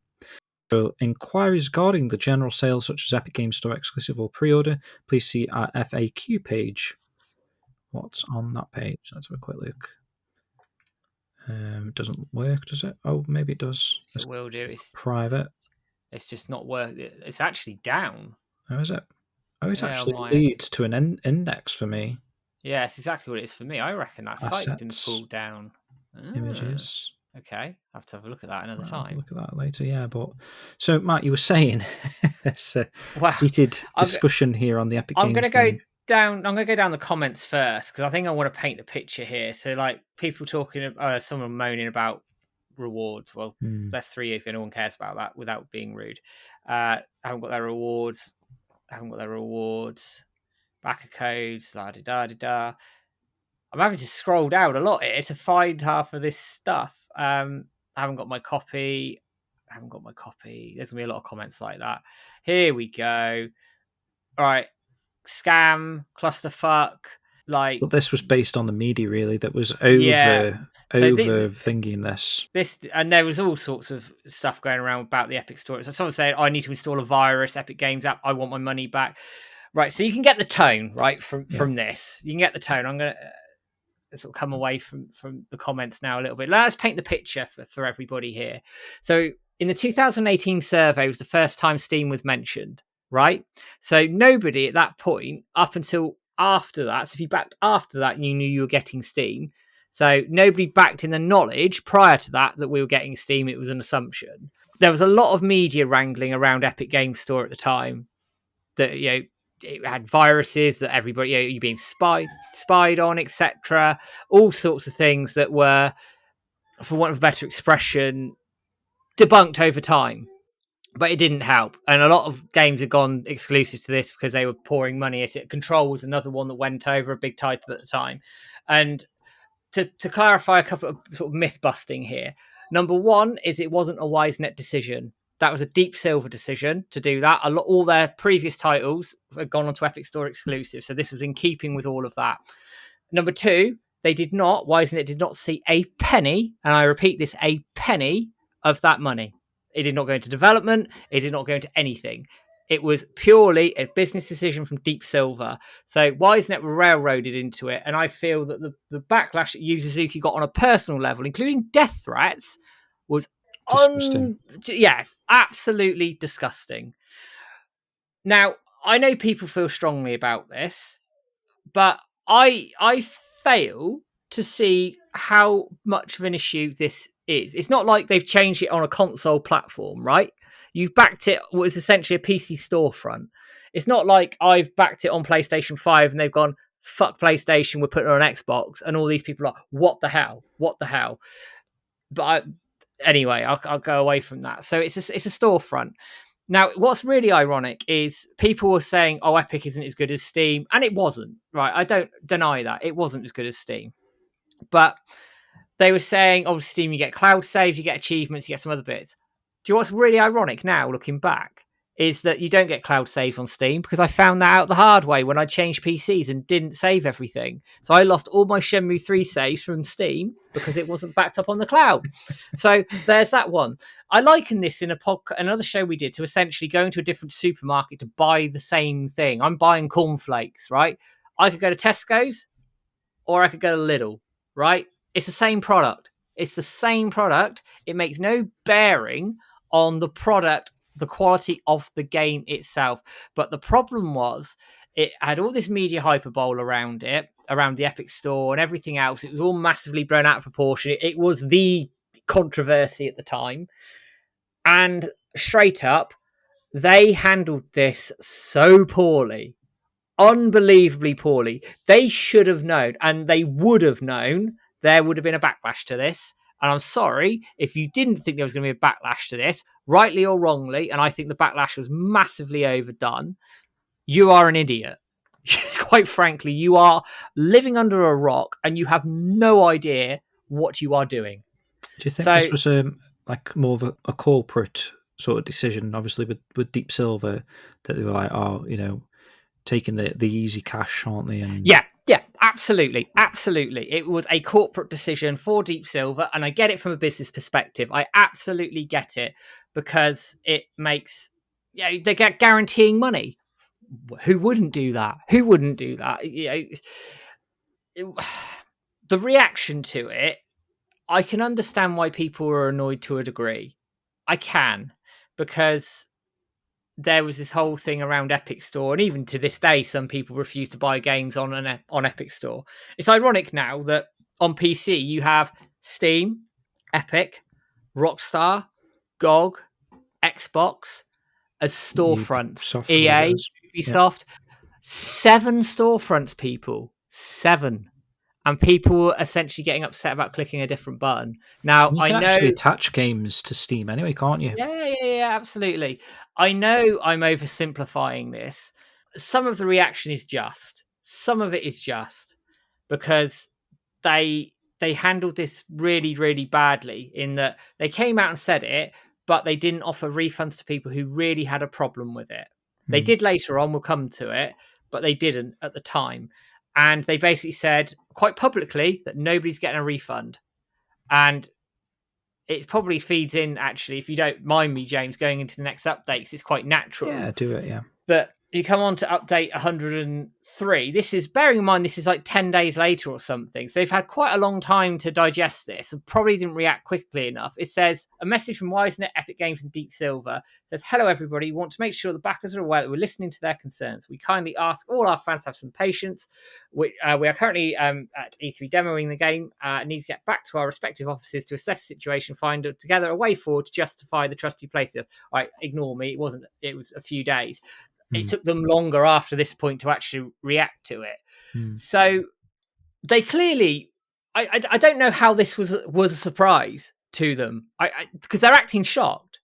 Is that the Wisenet side of things that perhaps aren't aware of ongoing situations with Epic Games and stuff? And it's obviously Deep Silver have made the deal, shook hands somewhere, and maybe Wisenet were the last to know that. I don't know how the situation's worked out there, and the Epic deal was agreed on. I'm assuming that all parties had to agree on it at some point, but maybe Wisenet and Cedric and Shibuya Productions, etc., were more kind of forced into it by the bigger corporation than, these are just the little teams that are making the game.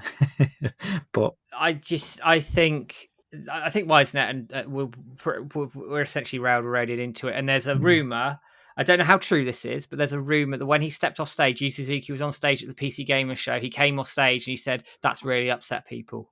Yeah. And he knew it. But he went out there anyway, because obviously he had to do it. Did I hear that he was crying or something? He was certainly upset by it, which says to me even more that he was railroaded into it. So while the reaction, to a degree, I get the point that people didn't want it on Epic and that people are free to choose where they buy their games, and I understand that, but it's no different to having an exclusive on a console. In actual fact, it's easier because it's just a different storefront, but people should have had the option earlier to refund it. Yeah. And they handled the press really, really badly, but it did not justify the horrible vitriol that came out of people's mouths and keyboards. Death threats over a fucking video game. Are you kidding me? Like, same game. The exact same game on which on Steam or Epic is the exact same game. There's no difference in performance whatsoever, right? So to send somebody a death threat over a video game is mental. I know I'm going to piss people off with what I'm saying here, but people at the time reacted so poorly, so headstrong, and quite frankly, it shone a light on some people that really shouldn't be around the community anyway. But I also think it didn't show the Shenmue community in the best light either, because it caused infighting, it caused issues, it caused problems that easily could have been rectified had they handled this better. And it was a really hard update for everybody to swallow, and it took them over nearly a month to provide the next update on it, which obviously we'll come on to in a bit. Yeah, I reckon this was perhaps the start of the souring between Deep Silver and probably where I think Cedric kind of went a bit quiet from this point onwards regarding Shenmue 3. He sort of came across as like he was obviously upset and angered by some of the decisions that Deep Silver were making, considering that they've spent 4 years, the best part of 4 years, working on something hard, and for a company to come in and start throwing the weight around a little bit is kind of disrespectful in itself. I know obviously they were making business decisions that they thought were beneficial at the time, but obviously in hindsight, perhaps not the best relationship that Wisenet got into with the Deep Silver. I know they wanted a publisher and all the rest of it, and I do. The money from Deep Silver gave us a better game overall. I'm absolutely convinced of that. But what this ended up doing, I think you say it soured the relationship between Wisenet, Deep Silver, and Cedric, and I think you're right. But I also think it started to sour the relationship between the community and Yu Suzuki, or certainly some elements of the community, not all of it. Let's not put everybody with the same brush. But what it did was create a wedge, and it created a problem, and it wasn't managed properly. It wasn't handled properly, and you could feel the tide, certainly for a few months, coming out into sort of Tokyo Game Show, at least in Gamescom. That's probably where it started to turn back into a positivity around release. But you still had this undercurrent the entire way through, all the way through to the release of Shenmue 3 on that November the 19th, this undercurrent of the Epic Store exclusivity. And I get it from business point of view, absolutely. But they should have planned for this far, far better. But I've been on my soapbox for probably 10 minutes now. I'll shut up. Well, it's decisions like this that are kind of the reason why we probably will never get another Kickstarter for another Shenmue game, because there's just so much backlash regarding certain decisions that just have also soured Kickstarter for Yu Suzuki. I assume I don't think he would ever want to go down that route again. No. Even though, in my opinion, they probably could get away with it now because it's been so long. But again, that's probably a topic we can talk about towards the end of our Kickstarter updates specials, in a sense. But let's have a little bit of a music break now, because we've exhausted that particular topic on the Epic Game Store for quite a while. So we're going to play another piece of Shenmue 3 music now. Here is With the Earth.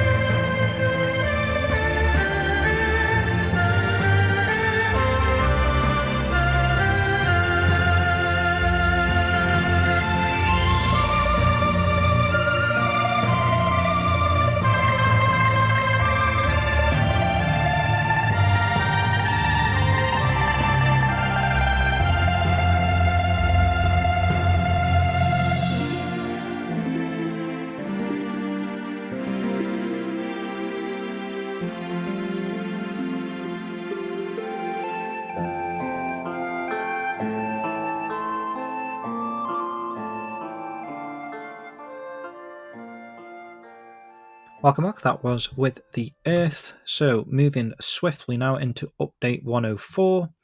So it's kind of been about 3 weeks since the whole Epic update that was being discussed about there. They're trying to find a way to sort of restill a bit of trust, I think they said, back into the relationship with the fans. So here is an update on the PC version rewards. So it says, hello everyone, regarding the recently announced Epic Game Store exclusive, all of us here at Wisenet, Deep Silver and Epic are taking the matter with utmost concern. Would like to clarify the circumstances leading to the decision and offer backers options for moving forward. So yeah, looks like they've been in heated debates and discussions regarding how to move forth. Yeah. As noted in the updates and survey at launch, we had originally planned for PC distribution through Steam. Kind of not really at launch though, eh? It was, like you say, it wasn't until 2018, 2018, yeah. When Steam was first mentioned, so not that they're going to emphasise that point to upset more people, but I mean, we can. Taking publishing and sales considerations into account, Wisenet and Deep Silver agreed to partnership with Epic Games Store on PC version distribution.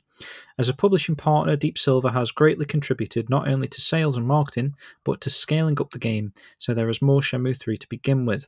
So it does sound like their decision, doesn't it, the way they're talking. Also, Epic Games have been with us from the start of the project when we adopted Unreal Engine 4 for development and have given us their support throughout the development process. In response to backers who have requested Steam keys for their rewards, discussed offering the keys on the day of release. In response to backers who have requested Steam keys for their rewards, we discussed offering the keys on the day of release. I remember this. However, coordination with the sales policies of the involved companies was untenable, and as a result, we were not able to make day one distribution option for Steam keys. So they're talking about the exclusive deal, aren't they? As though, Yeah, because obviously it took a year and then it was on Steam, right?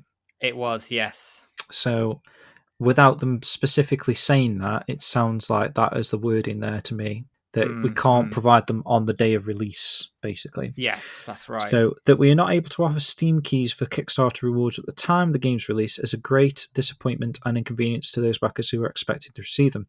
We deeply apologise for the unrest caused by the announcement. So here is the response policy. So the team would like to offer the following. So version availability. So A PC physical, package disc and EGS key. Whoa, that caused a shit show in itself, because it was literally a key on a disc. Which, but I mean, I suppose that's not too bad, though, is it? Because even if you back the digital, you could upgrade to a physical. Is that what they're saying? I can't remember the ins and outs of it, but they certainly allowed you to switch between like PC physical and PlayStation physical, or vice versa. It was quite good. So option B, a PC digital EGS key. Option C, PS4 physical package disc, or option D, a PS4 digital PSN voucher code. So I mean, potentially even offering a physical PS4 disc there, even if you backed a digital key. I'm not sure. And there's another point here as well, that actually a year on later, everybody who got an Epic key also got a Steam key. Yeah, so you actually got two games for the price of one, didn't you? You did. In a sense. Then we've got a note here, if selecting either the PC physical or PC digital version, an option to also receive a Steam key 1 year later will be available. So they did announce that they were going to... So it kind of announced the exclusivity deal, really, didn't they, in terms... You don't really often see that, like with the Apple Arcade Air Twister, for example. No. They never said that it would actually be released on other consoles. But they had to here. Backers must manually select this option in the survey to receive the Steam key. Okay. So if you'd previously selected PC and want to change to PS4 or vice versa, you may do so. So plenty of variety of options there. If you weren't happy, you could always move to PS4, and if you weren't happy, you could still get a Steam key, but just wait a year and, I don't know, sell your Epic key. I suppose you could have done that. I don't see the reason to be so angry with some of these different options that they were providing here. And obviously they also provided refunds, we realise, and we'll get to that in a minute. So survey implementation. We are currently working on the necessary changes to the backer survey system. We ask for your patience, as there will be a short wait while the preparations are made. Once the survey changes have been implemented, there will be an announcement here in the updates with details and notice of the survey response period. And you can still change your shipping address and stuff. Concerning refunds, along with Deep Silver and Epic Games, we have agreed that should the above proposal not be acceptable to backers, refund requests will be honoured. Details concerning the refund request process will be announced in the following update. We ask for your patience until that time. In the case of rewards within your reward tier, such as in-game content, have already been created and implemented, a full refund may not be possible. I mean, it's insane to me, considering this is a Kickstarter, where Kickstarter actually specifically says that you're not guaranteed to receive any rewards because you're basically helping a project to get produced. And that's then in their hands, you know. So even though we were never ever guaranteed, it's just back in Shenmue 3 with the purpose that hopefully the team can create a game and you receive said game. So they've actually gone way above and beyond any of the, you know, the small print on that Kickstarter says that you know you're not guaranteed anything by backing this project. Now you're guaranteed to get 2 copies of the game. You can swap to a PS4 if you want version. There's so many different options that Wisenet, all of these companies involved are offering, and that is a thing that never happens in Kickstarters. You could have a full refund as well if you wanted. Yeah. So absolute madness. It's madness, isn't it? Scrolling down a little bit, is this new information? You got the region selections for PC and physical, which I mean, we don't need to dive into the detail there, but it's just basically telling you where you are, choose the right region, etc. But the next bit is around the stretch goals. Now, this is interesting. Well, I'm looking actually, Matt. They do a little bit about the PC physical version here. The PC physical version will be delivered on disc. However, the disc will contain the Epic Games Store installer and not the actual game data. Oh dear. So I know they have to say this stuff, but maybe not have that one in here. I think they had to, but it They was had a to, bit. yeah. They could have put it on a disc. I don't know why. Anyway, I don't either. So, about stretch goals, we've provided below an explanation on the differences between the stretch goals that were promised during the campaign and the actual elements implemented in the final version. So, actually, this was kind of a positive, right? I don't think anyone poo-pooed the fact that they actually implemented more in the game. No. There was only a couple that hadn't been implemented right. So, let's just run through this. So, starting from the top, because it looks like it's going up, but from the top to the bottom. Yeah. So Shenmue 1 and 2 cinema shorts implemented, Dutch subtitles implemented, French subtitles implemented, Spanish subtitles implemented, Italian implemented, rapport system implemented, skill tree system has been changed to a skill book system, which we now know. Obviously, they didn't do like that you typically see in these types of games. Even Style Blade's got a crazy one, man, where there's like 5 different trees. It's a little bit overwhelming at first. Shenmue adopted its own kind of system, really, skill book system.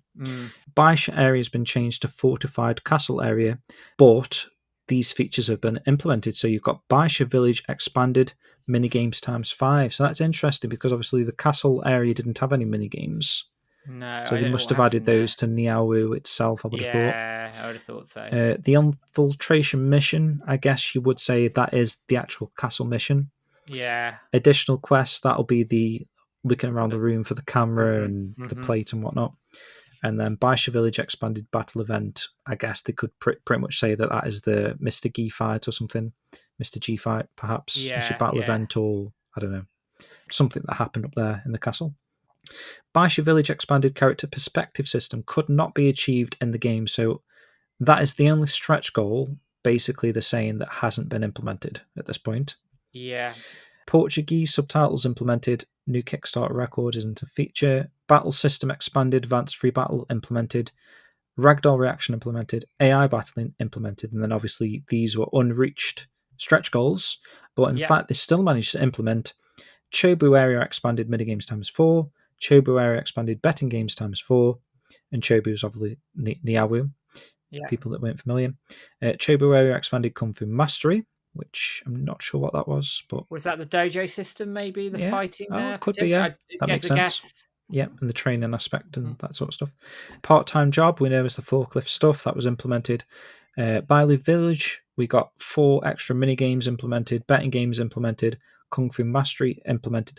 I wonder if they would have implemented these anyway, or is this in response to the backlash? I think it was probably when they got the publishing deal. This is showing what Deep Silver's actually. Yeah, they're almost using it as a look what their money's done for this game sort of thing. Almost trying to end it on a positive note. Yeah, which I get it. Because actually, it took some of the attention away from it. Mm-hmm. So it says some stretch goals that were reached during the campaign were not able to be implemented.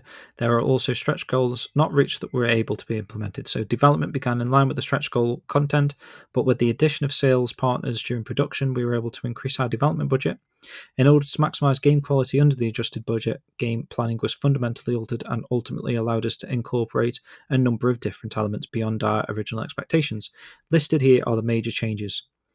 So, achieve stretch goal implemented. So, I kind of just ran through these. I'm tired. Is there any more information in here, really? Skill trees, perspective system. Yeah, the Baisha thing. Obviously, we knew that was the first time we knew Baisha wasn't in it. Yeah, it tells you about the achievement not implemented, non-stretch goal elements, story improvements. Here we go. Story improvements. So this is kind of some extra stuff that's not listed. So Shenmue 3 begins the day after Shenmue 2 leaves off.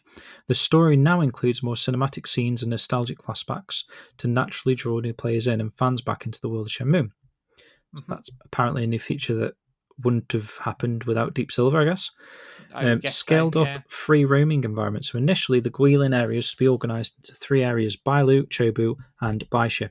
But to accommodate the major additions and changes to the game elements, Baisha became the fortified castle area and focus shifted to expanding Niaowu. We have in effect been able to achieve a scale greater than of Shenmue 2, interesting, not sure on that, and bring the fun of an open world to life. To better experience quests and events, NPCs and things to interact with in the cities have been multiplied beyond what was originally envisioned, making for a more complete Shenmue experience. I mean, sounds good on paper. I mean, a lot of the stuff that they did expand, in my opinion, could have been better spent working on. I think they were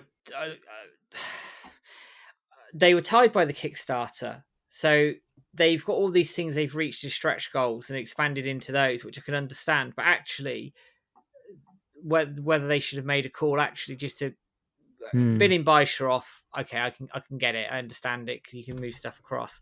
But then, did they need to expand Niaowu so much? And could they? Because you look at the original design documents, we've looked at those on stream. Yeah, they're not Niaowu probably increased, like doubled in size easily.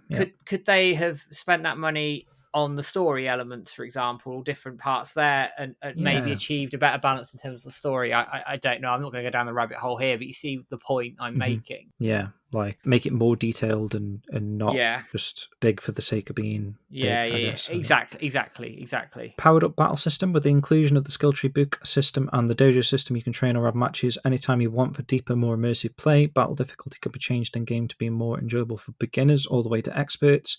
We've got some game cycle improvements, story progression, skill acquisition, training, mini games, jobs, and other elements that were independent from each other in previous games have been worked to flow into a singular game cycle. Okay. True, they did do that. And we've got a message here from Yu Suzuki. So I first want to thank all of you for your enduring support from the bottom of my heart. This announcement was made in coordination of all our partners. As such, it was not presented in a timely fashion, which I apologise for. We have at last been able to report the results of the project's team's review of the EGS exclusive distribution deal. The project team is currently concentrating on finishing up to release the game. We are working hard to deliver a game better than hoped for, even if by a little, for the announced release date. Along with significant project changes at the heart of this announcement, there has been many other changes since our original assumptions. I believe, however, that the game overall has been strengthened and that Shenmue 3 has assuredly been... Assuredly? Is that right? Assuredly, I think. Assuredly... yeah. Assuredly been transformed and is heading in a positive direction. Thank you always for your support. Meaty update, that one. Very, very meaty update. I mean, as we said, it's got all the epic stuff in there in terms of the refunds and things like that. And that was a logistical nightmare in itself, because you've got to think people change their bank details, move house, and all the rest of it in that time.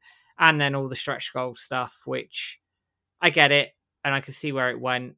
Whether they could have used the money better elsewhere, I don't know. But you clearly got an expanded game. There's no two ways about it. Some harsh stuff in the comments though, man. I'll have to reopen it. Hang on. Let me go back into the comments. So, Dark Developer reveals why he turned down Epic Store exclusivity. He says, pulling the game off Steam a few days after Steam release date announcement would forever ruin the credibility of my studio. I would like for my customers to have the confidence that my word means something, especially when making announcements as crucial as release date platform. And this comment says, this guy has honour, unlike you. See, this is, again, like... Whatever, just refund my money, very disappointed with you. I do agree the Epic installer is a bit of a joke. Like, I do get that. On the disc, you mean? Yeah. I want to refund. What's the point to burn DVDs with only EGS launcher data on it in factory? And I get that point. I absolutely get that point. PC version is empty. Why did I pay more then? Yeah, it's a lot of people just asking when for refunds. I'd be very interested to know, and I think they talk about how refunds come. There are some positive comments a bit later down. There's a comment here, so let me just read this one from Felice. Just going on record here as saying I want a full refund. I consider this project to have been executed in bad faith on multiple occasions, and I'm quite certain this is not what I signed up for. I realise that other Kickstarter projects fail entirely and deliver nothing for the pledge money, but when that happens, it's also the case that the backers then frequently take the project to court via class action lawsuit to recover whatever they can, and often do, even where the project has failed utterly. Project creators do have certain obligations.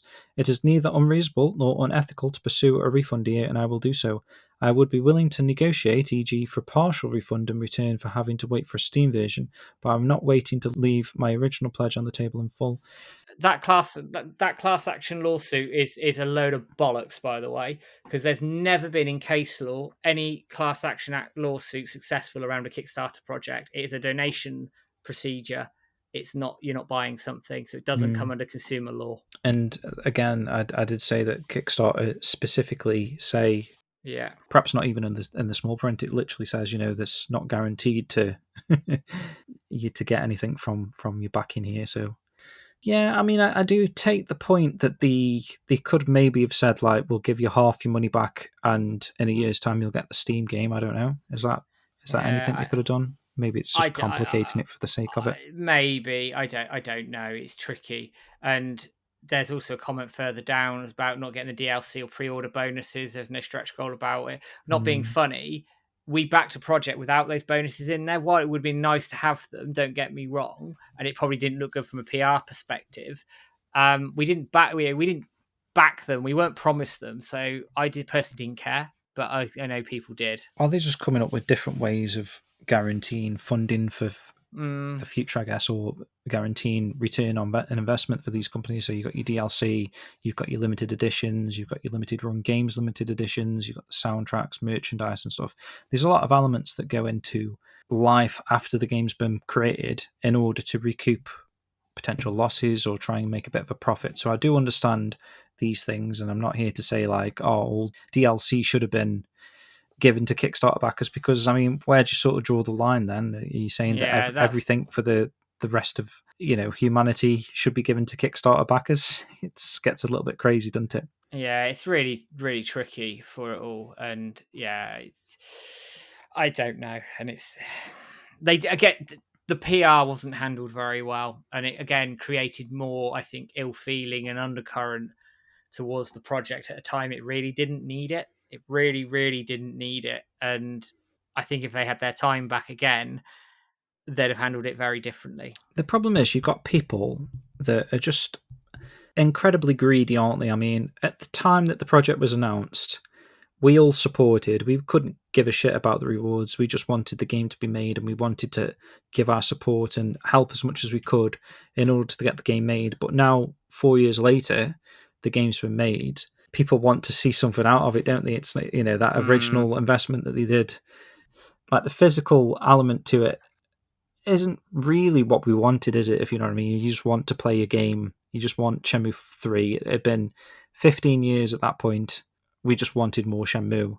So now we've got more Shenmue, but then things change, don't they? As time goes on, it's like some just thinking back to some of the negative, crazy comments, like people were saying about the cardboard sleeve not being as good as like the steelbook. Why is the limited edition that's been released in a store better than the limited edition that I backed on the Kickstarter, even though both different things were in each of them? Like, we got this art book and these capsule toys, and the limited edition in store had like a little mirror and sticker sheet and all this sort of stuff. It's like people are so greedy. It's like, ultimately the game's been made because of your help, your funding, and that was originally the intention of the Kickstarter. It's the Kickstarter project. Yeah. And you could throw as little or as much as you wanted at trying to make that thing a reality, and the thing is a reality. But now the goalposts have been moved, and it's like, why haven't I got this? Why haven't I got this? It's funny, really, the mind of like a human. It's like constantly never happy with anything, I guess. Indeed. And it's, again, as I say, it really put a negative spin, I think, on, because you go through the comments for later posts or updates, the comments have the Epic stuff in it all the way through, and refunds and DLC. Yeah, I assume that people could never forget about that once it's happened. It's even like, again, if there was a Kickstarter today, I'd expect to see the same sort of comments now. Even today, like 5 years on, people be using it as though it was a meme. Oh, you're going to release it exclusively for Epic again, or oh, you're going to give me a cardboard sleeve again.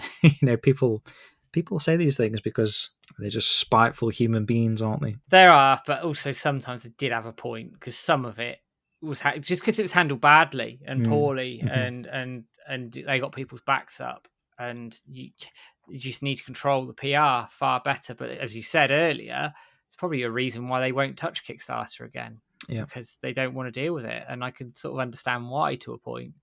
Oh, there we go. Epic Store. Jesus Christ. And that was an epic discussion. It was. So coming on now to update 105, Japan Expo 2019. This was held, I believe, in Paris. Yes, it was in Paris. I did debate trying to get over there, but I couldn't make it happen at the time, unfortunately. It says, hello, everybody. In this update, we'd like to report on the Japan Expo, an event featuring Japanese culture held in Paris, which Yu Suzuki attended this weekend. We have new pics from the Expo to show, along with a survey and reward information, so please read on. So you've got Chai jumping down there with a caption, hee hee, I'm strong. It's quite a nice shot, actually. So I like that. That shot of land is badass. That was like proper hype, that shot, wasn't it? Yeah, and they used that in the anime. They put that into the anime, didn't they? On the they? same seat and everything. Yeah, it was really cool. Then you've got Bailu Village at twilight. That's really good. I like that. You've got the arcade, which is in Niaoyu, which is looking really good. You could see Excite QTE, Chobi-chan Fighter, and some other games that are a bit broken. You've got Nice Golf at the top there. Then you've got some... Whoa, look at the graphics on this. Unreal 5. It's just Yu Suzuki walking down the road. Walking down a road, looking like some also look like a train station, but I don't think it is. And then you've got him on stage at Japan Expo. Some pictures of him as a child, like young. I remember this one. This was good. Signing stuff with the fans, yeah. And then the floor plan with him with some people there. You've got the PlayStation kiosk movie extra. Now, this is another story that I think it was Sieb Man on the forums came onto our forums one day and said, I've just seen a trailer for Shenmue 3 in my wall mount. Everybody, being the Shenmue fans that we are, went, bullshit. Yeah. And then he went back to the Walmart and recorded it. So he wasn't lying. And it was literally boom. And so I think that may have forced this little trailer here. It looks like it, because it says you may have already seen fan postings, but we want to share the high resolution version with you here. So we hope you enjoy the action and the humour. So I suggest let's have a watch of this quickly. Let's check it out. Okay, 3, 2, 1, go. It was just a fortune. I only said wine was bad for his luck. I remember that line. Took me ages to understand what he was saying. Yeah, forklifts, mini games, chai.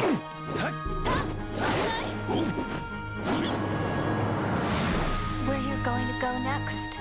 The rest is up to you. Ren. Is that the first time we heard Ren? Yes, it was. I reckon. And it confirmed it wasn't Eric Halso, but actually the English voice for Ren did quite well, actually, overall. I quite liked it. Yeah, I did. Good trailer, actually. It was. It's quite a nice, snappy trailer. And it says here, PS4 region selection and refund request period. Currently working on necessary changes to the back-end survey system. We ask for your patience as every short wait of the preparations are made. Once survey changes have been implemented, there will be an announcement here in the updates for the details and notice of the survey response period. Change shipping address, etc. will be made through the survey until shipping begins. And thank you for your support. So nice update there. Actually, a bit more positive. The comments are trash at this point in time. Yeah, I'm not even going to bother. I wouldn't worry about them now. Let's move on into the next update. Let's see if we can get some positivity ones. I mean, that was quite a positive one, actually. Yeah, it was cool. So, update 106. This is July the 24th. Gamescom 2019 participation info. So, they're literally chalking off all of the gaming events across the year here now. Yeah. Hello, everyone. The announcement concerns our participation at Gamescom 2019 in August. And there's a nice little graphic there. Yu Suzuki is that. I like almost like a VMU icon. Yeah. He says, I'm going. Yu Suzuki is planning to attend the event and will be hosting a meet and greet in the public area, as well as doing media interviews in the business area. The business area is only open to game industry professionals, and personal visitors cannot gain admittance. Please see the Gamescom 2019 official site for event details, and we will have a follow-up with news coming out of Gamescom 2019, so please follow along with our future updates. That's it. Nice short one. Nice short update there. So that's quite self-explanatory. Now, here we go. I like this update. We're on to update 107. This is Reward Progress Report. So this is the first look we had at the rewards, the in-game stuff, and some of the other bits and pieces. So it says, hello, everybody. We'd like to share with you today how some of the backer rewards are coming along. So you've got the in-game rewards. So here you've got the backer-only international telephone card, which had its own unique conversations when you phone home, which I thought was really cool. Yeah. And it makes that down there. You've got the capsule toys. So you've got Nozomi, Ine-san, Pretty cool. There. Then you've got the Dice Do toy capsule machine, an example there of one of them sat there. That's quite cool. Chibi U capsule toy. Get the likeness. There's a few of them there. I think someone pointed out that was me. Yeah, well, not me specifically, but like who the they guy, were. Yeah, who the guy was. Then you've got the Lucky Hit stands there, which are quite funny. Sami Malek. Yeah, they're great, but they do stand out a bit, don't they? Chuckle, don't they? Yeah. Yeah. Row of Dreams Come True wishing plaques. So that's in Bailu Village. The emas there, which I thought was actually in the really aesthetic cool. of the game quite well done. It fit nicely. This jacket, the Baccaroni jacket, was awesome. Yeah, I like that one. I love that jacket. That's really cool. And I think a version of it and a fishing jacket made an appearance in Shenmue's anime, if my memory serves me correctly. I'd have to check that though. Okay. Which is quite cool. Then you've got the Save Shenmue building and the inside of the building. Bit of a tease there. Why does this building say Save Shenmue? I like that. It says, let's take a look inside. So you've got a shot with the forklift and like the sort of the plinth with the capsules on. You can see the big wheel machines in the background, the Dice Do toys as well. And then you've got another shot with the Yu Suzuki chibi in front of it. It's a display table, which again, if you use the forklift, you get the displays end up in the Safe Shenmue building, which is quite cool. Mm-hmm. And you can see in the sort of the far background there, you've got like the images where James, Peter, and I have our images in there, which is cool. We've been immortalized in game form forever. Incredible, isn't it? Which is amazing. Yeah. Then you've got the physical rewards. So you've got there was the A4 size poster type thing that he signed himself. Mm-hmm. He signed all 5,000 of them. That's quite cool. I like the artwork there. It's like classic artwork.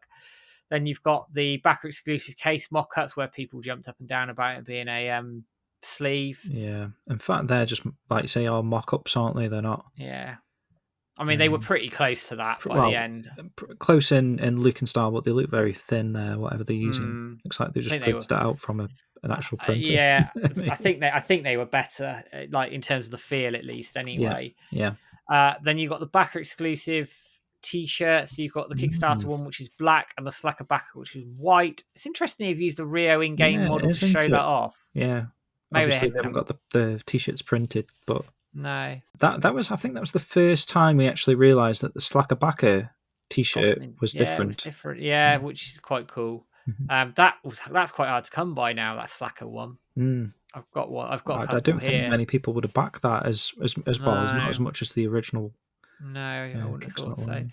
Then you've got the art book pictures being finalised, which is quite cool there. So they're talking about that, and you've got a shot of the in-game menu. Then you've got the vintage grab bag. Goods will be sent via special bags. You've got the Shenmue 3 bag, and then the bits and pieces are in that, which really cool. And then you got that Shenhua statue. I didn't realise that was in there. Oh, I think one of them, it might have been an option. I think there was like some of the tiers had options. Like people got random stuff, like maybe you got a mouse mark T-shirt or a doll. So that's why those statues are everywhere at the moment. People are selling them. You got like old made Shenmue. A lot of them anyway, didn't they? Got old Shenmue T-shirts from back in the day. Some real rare stuff there. That Shenmue T-shirt, I have got that T-shirt actually. I think it's got the Chiyu Men logo on the back from memory. That particular one. But that is a super rare T-shirt.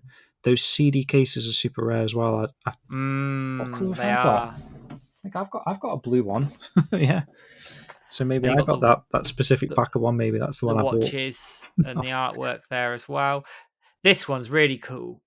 The Crystal Memories reward. I have not seen any of these anywhere. You won't, man, because they've only made like 3, haven't they? I think, unless someone paid on the Slacker backer that we don't know about.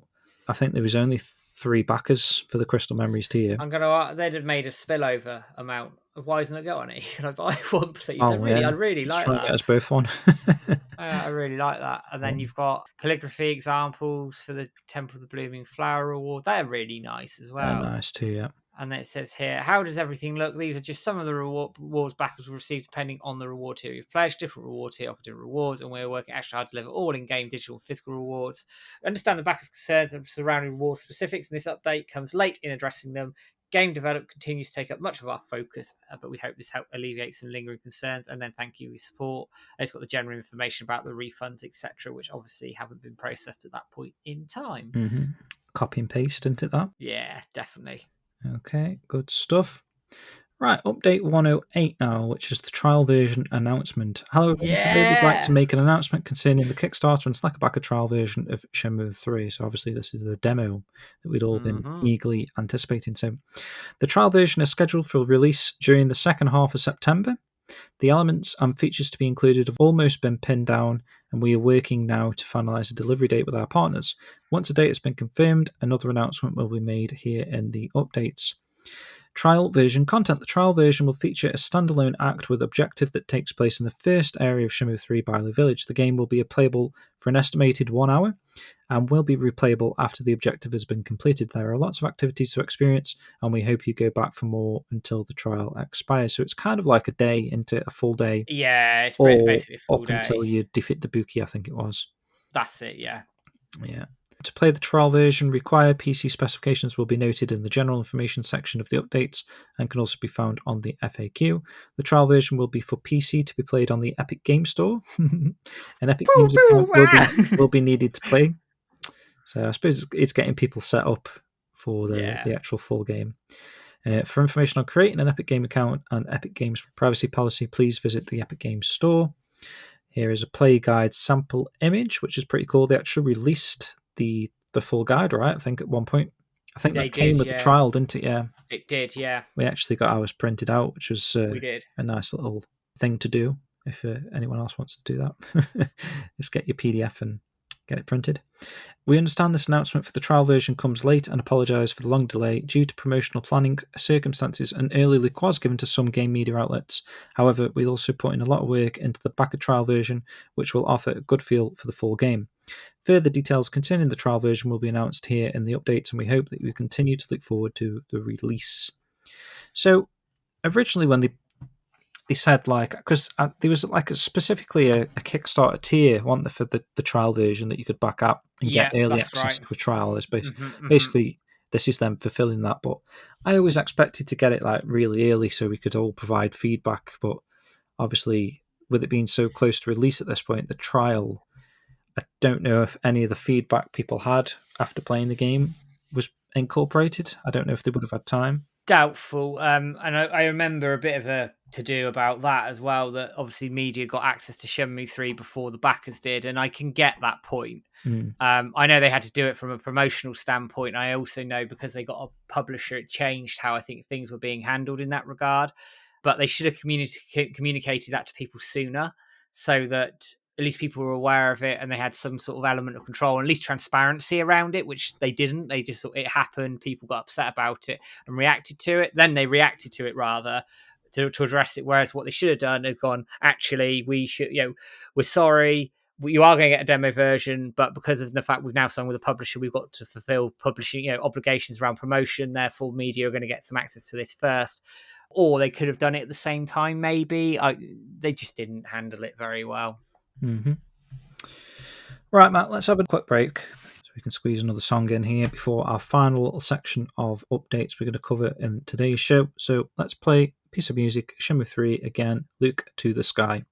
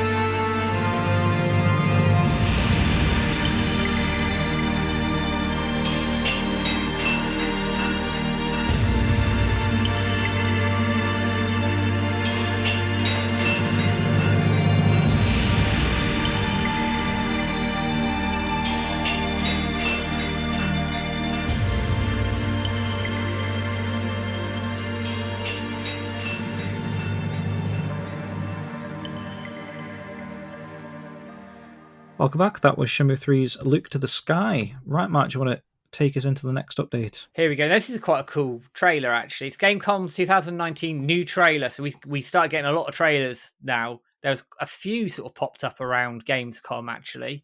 So it says, hello, everybody. Yu Suzuki is taking part in Gamescom 2019, which is happening now in Cologne, Germany. A new trailer will also be shown at the gaming event, so we want to share it with you in this update. All right, let's have a little watch. Ready when you are. Okay, 3, 2, 1, go.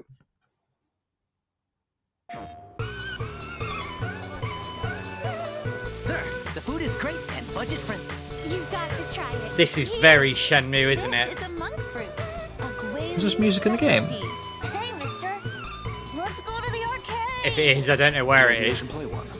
Sounds quite bouncy. Yeah. Highway Star. Yeah. Doo-doo.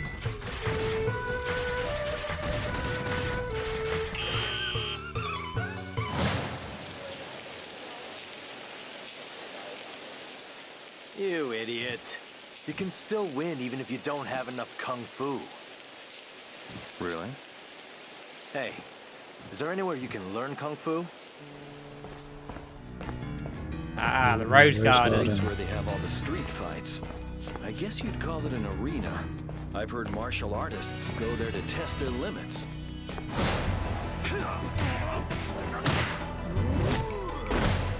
Don't make me laugh. What did you think of the combat at this point? Can you remember? It looked okay. Definitely a downgrade on the originals, but I thought it was passable. And your appearance suggests that you're a martial artist. Love this music. And you do martial arts? I do.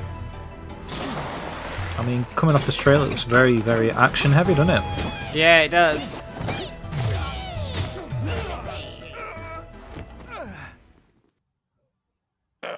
Ryo.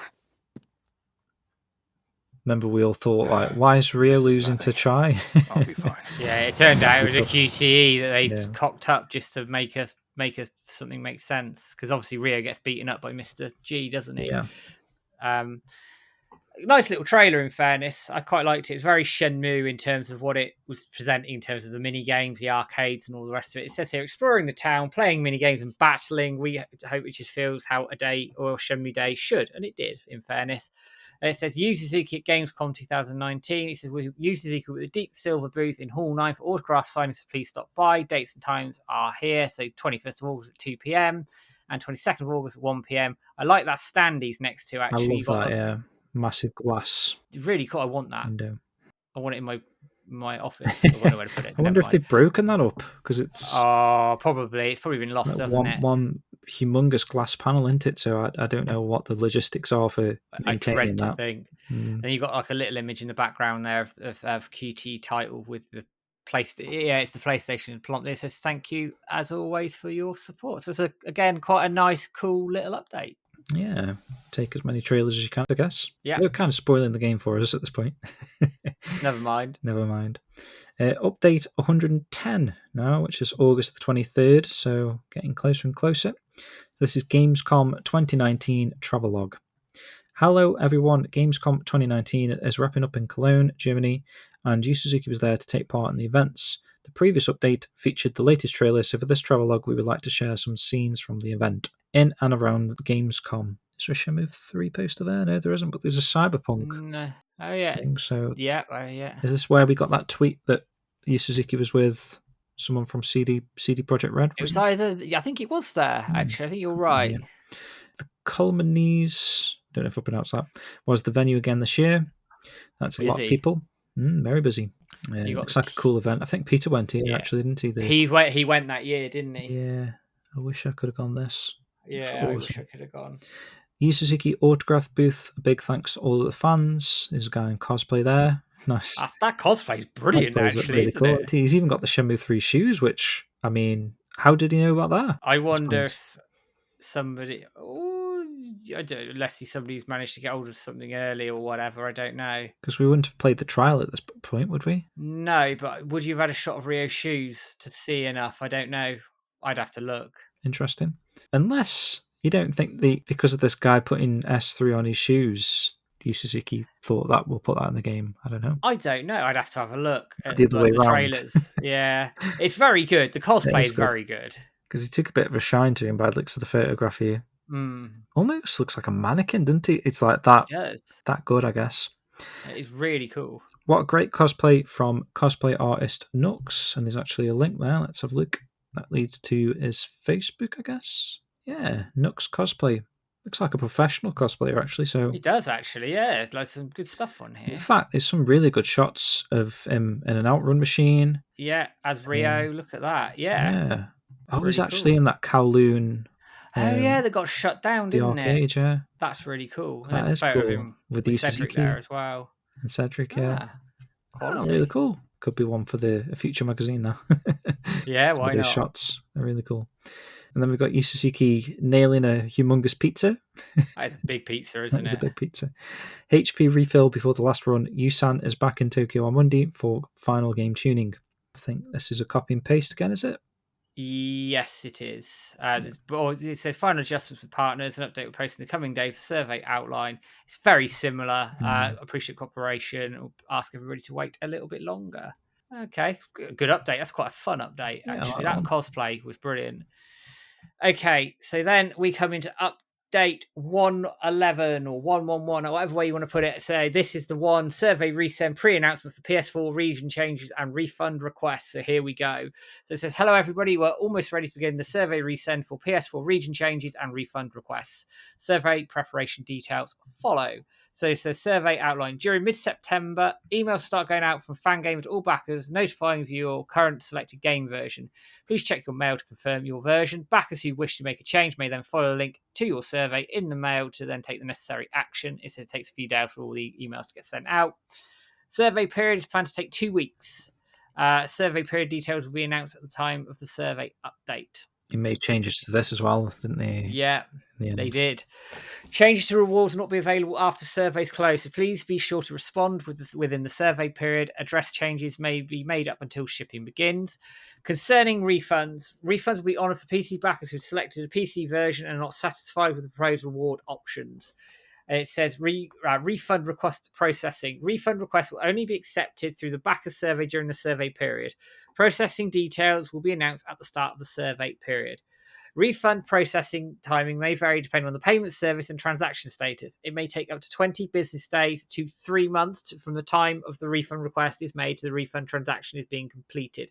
I'm guessing with international transactions and all sorts, Yeah. it's a logistical nightmare. Especially for stuff that like the money went out 4 years ago. So I know, and you may not even have that bank account anymore for any number of reasons. We promise to proceed with refund request processing promptly and reliably. However, due to the fact the campaign is now 4 years on, along with the complexity of the transactions and payment service system arrangements, etc., we ask for your understanding that processing times may vary depending on individual transaction circumstances. It baffled me that people were complaining about that. Of course, That it's is going to insane. take time, Yeah. but anyway, they're doing it. You just sort of need to bear with them a little bit. Refunds and in-game rewards. Possibility is high that in-game rewards for backers who requested a refund may not be removed from the game. We ask for your understanding that production of in-game rewards has been well underway and that changing implemented content is difficult at this stage in development. Survey system changes are undergoing the final checks. An update will be posted with notification of the survey start. The wait will just be a little longer and your patience is appreciated. Thank you, as always, for your support. So, some clarity at last. Yep. But yeah, again, How high do you think they went with the refunds? Is it just £60 or were they refunding people that had paid like 10 grand? I don't know. The only thing I do know is Epic paid for every single one of them. Yeah. It wasn't anything to do with Wisenet. So it's interesting they did that. So there we go. Took a bit of a hit, I guess, for us. Yeah, well, yeah, Epic, cheap change for them. True. Right, update 112 now, September the 6th, Tokyo Game Show 2019, participation info 1. Hello everyone, the announcement is for the Tokyo Game Show held this month in Chiba. And then we got a nice chibi Yu Suzuki again, with Ryo and Shenmue there. Nice little image. The event will run for 4 days from September the 12th to the 15th. The first 2 days, Thursday and Friday, will be business days, and the second half, Saturday and Sunday, are open to the general public. Yu Suzuki will be in attendance on the business days for media interviews. He is not scheduled to attend the public day events, however.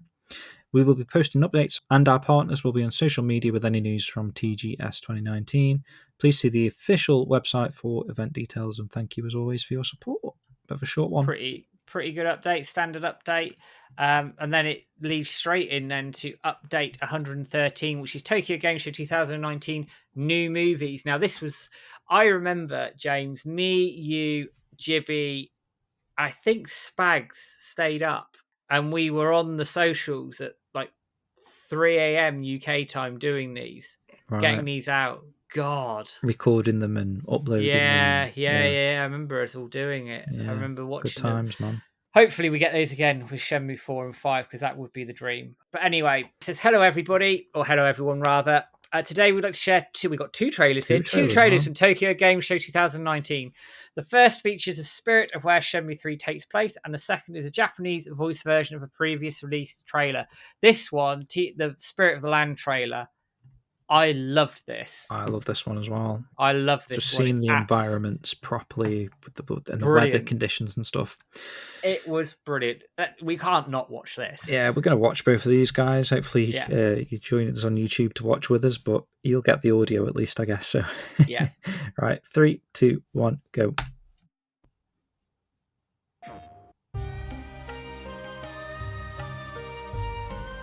Amazing, isn't it? Yeah, this felt like the whole thing. As a Shenmue fan, this appealed. Like, to an average gamer, they won't care. But for us, this was like right up our street. And the environments are stunning. Absolutely stunning. I mean, just how the sun beams in from behind stuff. It looks so good. The foliage of the trees and the plants. I know. The sunflowers there. They did really create such an amazing world, I think. Really, and this trailer shows it off beautifully. I mean, I know people have got like the qualms and certain aspects of Shenmue, but one thing you can't say is the environments don't, look shit, because these environments just look stunning. Brilliant environments.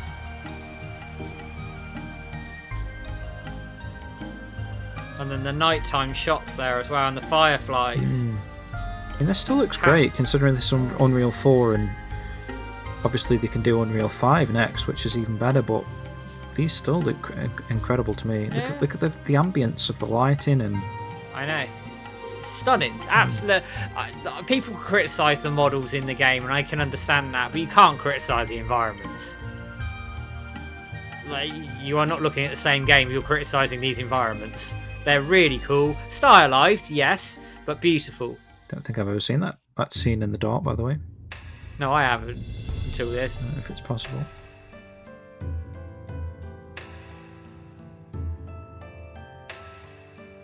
This music as well, man, gets you in the feels. It does, and like the sweeping shots over Niawu, it's brilliant. It's such a good trailer for a Shenmue fan. The moon and the stars. I mean, this trailer makes the world look alive, doesn't it? It does.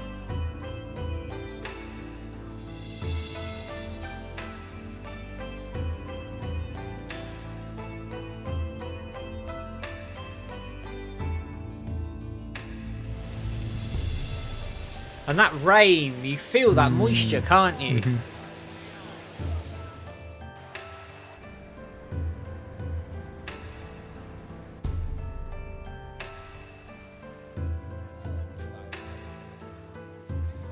Yeah, brilliant.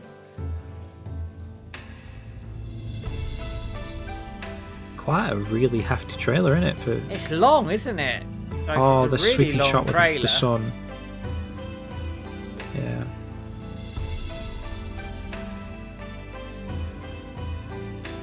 It's just so good. That sun, the sun setting there. Yeah, that's a really cool trailer. That is the kind of trailer that I mean, should have been emphasised more, I think. Yeah, If that had been that trailer, you know, when everyone was up in arms about the character models and the facial expressions and stuff, if they'd have released that one at the time and just highlighted the environments, they'd have been like, bloody hell, you know, this, considering this is a fan, you know, funded, for the most part anyway, indie title, that looks stunning. It does.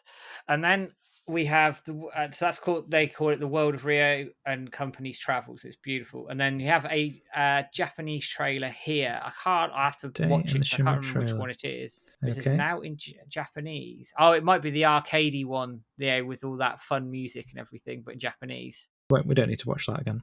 No. And it says, TGS update, Yu Suzuki will be appearing on a live stream talk at Tokyo Game Show. Please see below for details. Streaming times may change. Available sites are in Japanese. So you've got Yu Suzuki with Ryo's actor Masaya Matsukaze and Shenhua's actress Haruka Teruri were scheduled for the show on the Sega Games stage there. Talk show with Yu Suzuki. The Friday, TGS live streams for Famitsu and Denkai Games 1 to 1:30 Japan time. Day 2 live stream with 4Gamer 3 o'clock to 3:45. IGN Japan 4:10 to 4:40. One of these I remember watching when I was watching it from the office at work. I shouldn't have been, but I was. Well, these literally all the shows you were talking about that we on the ball with uploading, weren't we? Making sure that we covered all of this stuff, because there's a lot of stuff going on there. Absolute bedlam, but that was quite a nice meaty update all the same. Yeah, I like that one. Right, update 114, survey resend information for PS4 region changes and refund requests. So hello everyone. Here we go. The post will detail information concerning the survey resend for PS4 region changes and refund requests. So the survey outline: from September the 20th, emails will start going out from Fangamer to all of the backers notifying you of your currently selected game version. Please check your mail to confirm your version. Backers who wish to make changes may then follow the link to your survey in the mail to take the necessary action. The survey period will begin when the emails from Fangamer go out on September the 20th and will end on October the 3rd. Changes to rewards will not be made available after the above date, so please respond within the survey period. Address changes will be made up until shipping begins. So September the 20th to October the 3rd. So they are giving you a 2-week period, but I'm sure they extended it. It went longer. I don't think it... I could be wrong, but they may not have explicitly said it, but it went longer. We got PC option revision. So please note the following revision concerning PC option availability. In the previous update on PC revision rewards, the following option for the PC Epic Games Store version was announced. So if selecting either the PC physical or PC digital version, an option to also receive Steam Key 1 year later will be available. As negotiations with Valve are still ongoing, we are not able to make a firm commitment at this point concerning the availability of the Steam keys. Ooh. Perhaps not best saying that now. Although it did happen. It did happen in the end, yeah. So requests for Steam keys will be accepted through the survey. However, there is the possibility that Steam keys will ultimately not be distributed depending on negotiations with Valve. An announcement will be posted in the updates with the outcome of the negotiations. We apologise for this revision to the previously stated PC option. So they can't really catch a break, can they? I guess they must have had some idea that it would have happened, but then, I don't know, something changed or something. And whether Valve were digging their heels in over something. The Epic thing, getting annoyed at that. There was something going on behind the scenes that obviously we're not privy to. Yeah, and then is this new information or not? I'm not sure. This is, yeah. Okay, refund eligibility and details. Refund eligibility. So backers who already selected a PC version of the game at the time of the survey resend will be eligible for a refund. Please note that backers who selected a PS4 version will not be eligible. Okay. Some people kicked off about that, going, "Oh, I don't like Epic. I want to ditch my PS4 version." It doesn't affect you. Did they end up giving a refund to everyone? I can't think. No, it's just the PC backers. Okay, just the PC backers, and rightly so. Yeah. Refund processing. So refund requests will be accepted only through the backer survey during the survey period. Refund processing timing may vary depending on payment service and transaction status. It may take 20 business days, 3 months from the time. Yeah, We had that before. We promise to proceed with refund request processing promptly and reliably. However, due to the fact that the campaign is now 4 years on, so that is the same. Refunds and in-game rewards. In-game rewards for backers who request a refund are planned to be removed. However, there may be instances where that hasn't been yet. Yeah. Payment services of refund transaction. Kickstarter backers will be refunded through PayPal. Okay. A PayPal account will be necessary to transact the refund. We kindly ask your cooperation and apologise for any inconvenience this may cause. Slacker backers and upgrade add-on purchases will be refunded either through PayPal or SoftBank payment, depending on your original payment selection. I wonder if anyone got up on arms about PayPal then. Oh, I bet somebody did. Epic and Steam, it's PayPal and whatever another company was at the time that people use for money. You've got the region selection again, just making a note like what kind of version of the game that you would like. Yeah. I do feel like I remember at the time thinking like, oh, shall I back an Asian version here or back a, you know what I mean? Just because you know that you're going to get the English one anyway. I can't remember what I actually decided upon, but I think that's it, Matt. Yeah, that's just literally copy and paste after that. Yeah, so there we go. And then we come into, this is a good one. I like this update. You want some positivity? We're going to get some positivity right here, right now.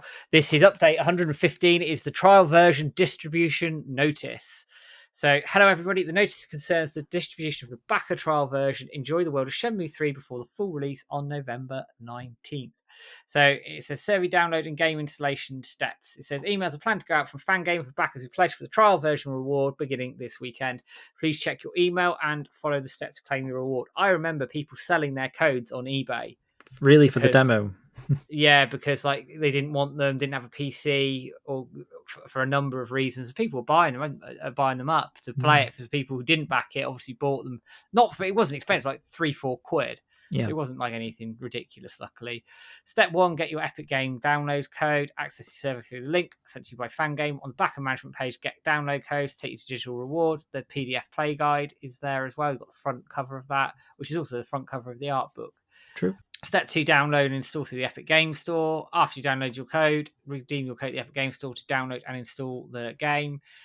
Trial version content. The special version lets you experience one day in Bailu Village near the beginning of the game. The trial version features storyline elements, battling, mini-games, and more.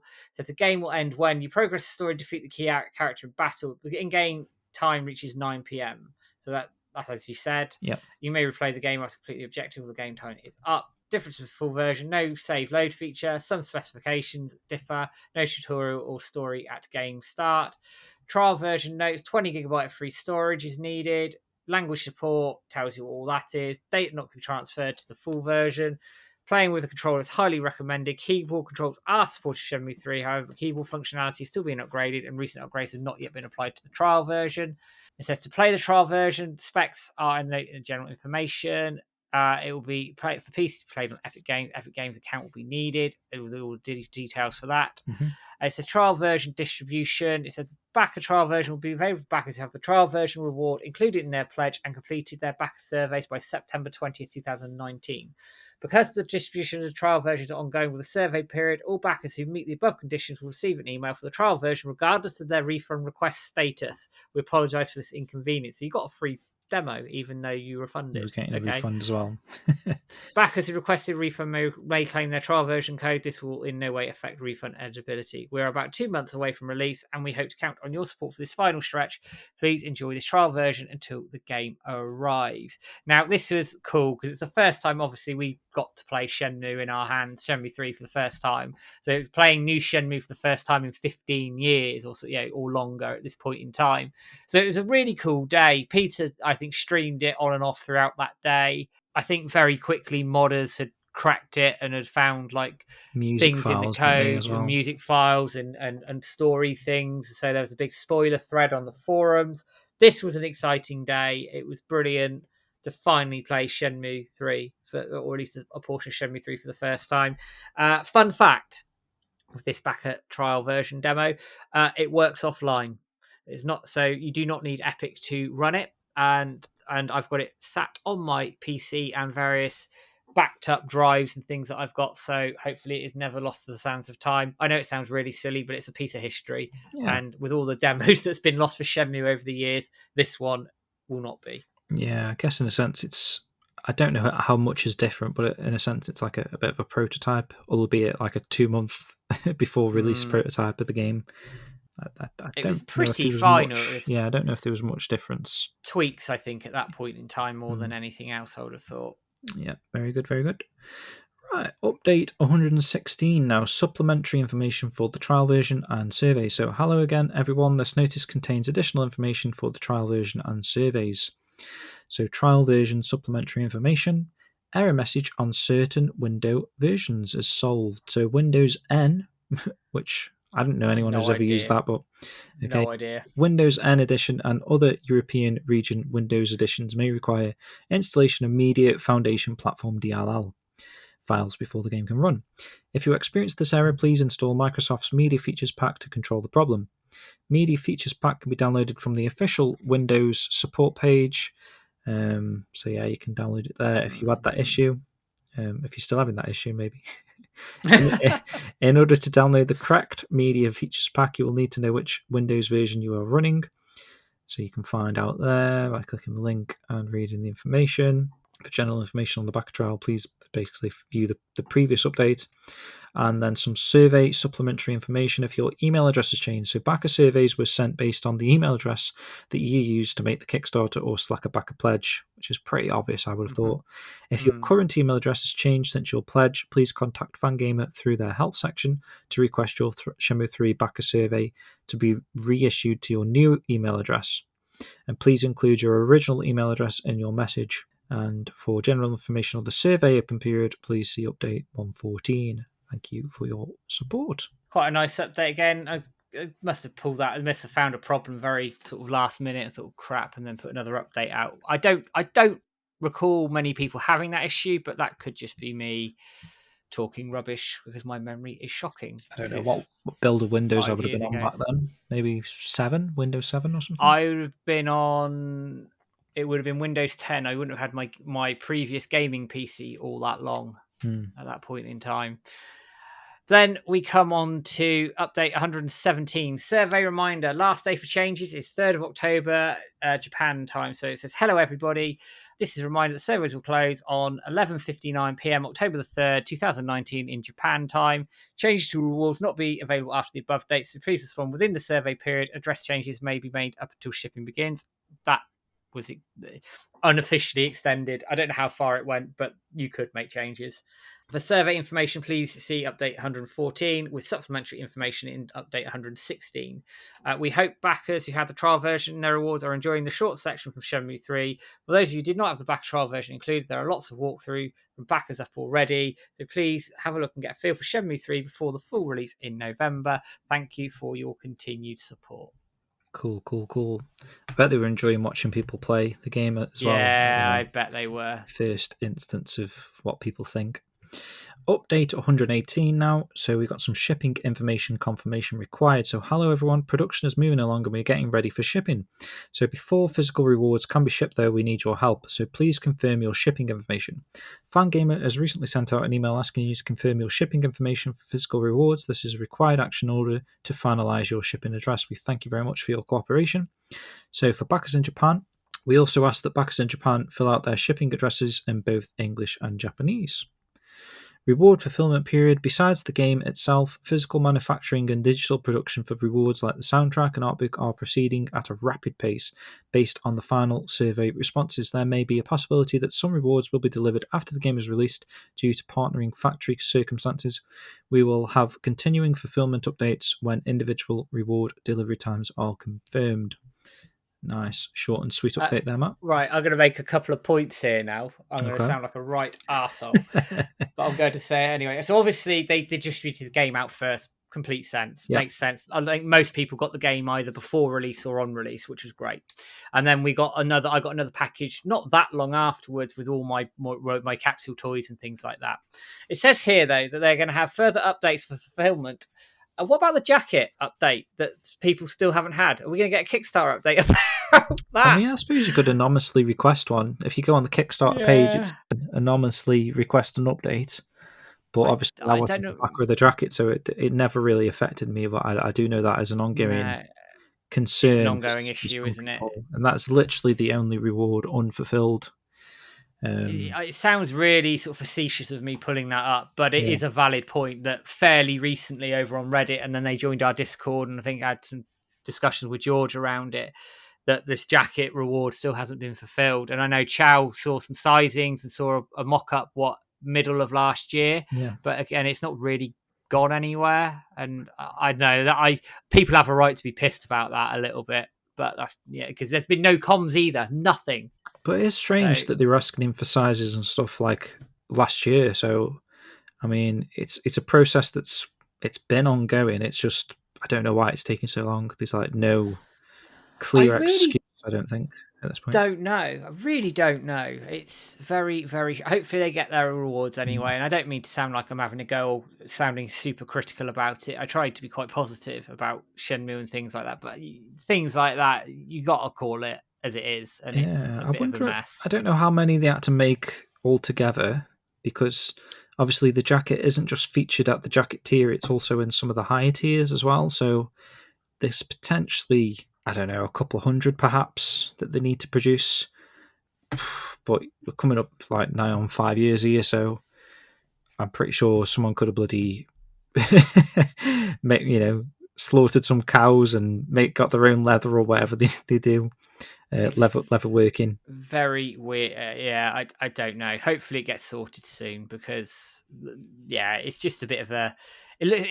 We're obviously going to summarise the Kickstarter in another episode from this, but it does have that overhanging a bit. It doesn't look great. What is that process? I can't. Not you don't slaughter cows, do you? Actually, yeah. I don't know. It's something I'm thinking of. It's my experience of it is like from like Skyrim or something. You've got like the crafters. Yeah, kind of like skinning and tanning. That's it. There we go. Yeah, a tanner. Well, they could have found somebody. Well, I reckon you could have tanned it yourself. Yeah, like in 5 years. Learn how to do it and do it yourself. Make your own jacket. Maybe. There we are. I know it's quite expensive, isn't it? Leather, like proper real leather. So whether there's some like sort of logistics getting these knocked up, I'm not sure, because I think they are all handmade. That was like the point, right? They were handcrafted jackets, Yu Suzuki approved or something. Very weird. Right, so last couple of updates here now, guys, before we end today's show. So Magic Kyoto, Matt, I think this is you. Yes, 119. So Magic Kyoto 2019. I might be wrong, but I think this is the only Magic they did in Japan. I could be wrong on that. Participation info says, hello everyone. Today we'd like to announce that director Yu Suzuki will be attending Magic Kyoto on Wednesday, November the 6th. So we're just around 2 weeks out of the release of Shenmue 3 at this point in time. Yu Suzuki will take the stage along with Cedric Biscay, IGN Japan's Ezra Kobe, and Shenmue fans Satsuki to play Shenmue 3, talk all things Shenmue, and then hold an autograph signing afterwards. Tickets for the event are free, but a sign-up is required. You've got the poster there. Magic Kyoto is presented by Shubio Productions. CEO Cedric Biscay is co-producer of Shenmue 3. World-renowned artists and creators will converge on Kyoto in this continuation of Monaco's international conference last year. A host of top cosplayers from Europe and America also planned for the event. For event details, please follow the homepage. I am going to have a look to see if that even works still. No, the page does not work anymore. Interestingly, on my trip to Japan recently, we had a day where it was pouring down with rain, so something we had actually pre-booked had been cancelled, so we decided to go to, because we passed it on the train and it looked pretty cool from the train. I didn't realise at the time, this place called Toei Kyoto Studio Park, and it's basically, I'm just reading this from my Google. It says it's a theme park and film set modelled after the Edo period, located in Kyoto, Japan. Opened its doors in 1975. So it's like where certain movies have been produced. These Toei, there's like a company in Japan where they produce movies, and the thing that sort of caught our eye was this big Evangelion robot statue thing, that you could like climb on and interact with a little bit. That's like part of the studio park. And then when I was speaking to Switch, this is just somewhere we decided to go, he was like, oh, that's actually where Magic 2019 was actually at that Toei Kyoto Studio Park. So they actually, because Switch actually attended that event. But if you remember these photographs, and it might even be in this next update we're going to look at, of a lady dressed up as Niao-sun wandering around, yes, and she's yes, actually yes. wandering around the park. And now that I realise that I've actually been to that park, and I didn't know at the time, I could see where she is, which is that's pretty cool tidbit of information for you guys. Update 120 then. This is the last one we're going to cover in today's show. So this is Magic Kyoto 2019 Travelogue. So hello everyone, Yu Suzuki took part in the Magic Kyoto 2019 and we'd like to share some scenes from the event. With IGN Japan journalist Ezra Krabe as MC for the show, model and Shenmue fan Satsuki and Magic Kyoto co-founder Cedric Biscay gave a great introduction for Shenmue 3 as they played the game with Yu Suzuki. YouTube video-wise, this is like a 4-hour show, but I think they're on for, looks like a 45-minute chunk of this video. Obviously, we're not going to watch this, but if you guys are interested in seeing Yu Suzuki on stage with Ezra and Satsuki playing Shenmue 3, we'll drop the link in below. It's pretty cool, actually. Is Yu Suzuki the one playing it? I think it's Is it the girl Satsuki playing? It might be. I feel like it was. Yeah, I think it was. I don't know if they're playing the actual full game or just that trial demo, but yeah, if that's interesting to you guys, check that out. So there's some scenes from the event, the backstage briefing, introducing the finer points during the playthrough. So obviously they were playing this on a stage in front of a live audience. Serious time for Satsuki chopping wood. So it was playing, and it is what I was saying about this cosplay in the Sun versus Hazuki Yu. So that was cosplay at Lady Lemon, and then Cedric and Yu after the intense gaming session. So it says, coming up, we are now less than 2 weeks away. Updates for game code distribution and reward shipping are on the way, so please wait just a little longer for all of the fulfillment information. And yeah, I guess that takes us quite nicely, actually, because the next update is getting into the launch release window. It is. So it is indeed, and that'll be a whole other episode in itself. Yeah, I mean, it's crazy, right? When we first came up with doing this Kickstarter updates idea for a podcast, I think we thought that we could do all of the updates in just one show. I know. And then it's kind of turned into this sort of epic saga in itself. How wrong were we? We need 5 Shenmue games to get the story finished. We need 5 episodes to get these updates. 5 shows, yeah. It's mad, isn't it? It's mad. This one, this one was always going to be quite meaty in some of the discussion points, especially around the epic stuff. And I probably have offended some people with my point of view on it, and obviously I don't intend to offend people, but I think it's hard not to upset people with this. It's a touchy subject. I mean, we're kind of biased Shenmue fans in the sense that we always see the good side of these situations, and they're not as bad as people make out. And I still don't think they are as bad as people make out. I think people got a lot very, very heated back in these things, and even when you're going through the updates, it's kind of like one after another as well. It's not like 20 updates of super positive stuff and then one bad one, then 20 super positive ones. It's kind of like, there was quite a few here of like different things, like you're not going to get a Steam code, or now we're not even sure if Steam are on board anymore, and we're going to refund this. And then the next update is like, we're sorry, we're going to change the refund slightly to be like this. And then there was a lot of like, you could kind of see why people were getting a bit annoyed, even though in hindsight, extremely minor annoyance is it really, just downloading a different launcher.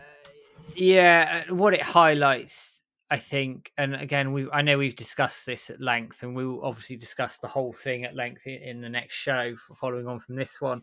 But what it does show is actually, while it started off quite well, this section of the Kickstarter really did contribute to an undercurrent that didn't help things going forward. Now, I'm not saying it would have impacted Shenmue 3 sales or anything like that, but it certainly impacted Shenmue's PR within the wider gaming media, which didn't help things, considering Shenmue is still to a point fighting for its recognition and fighting to get further games.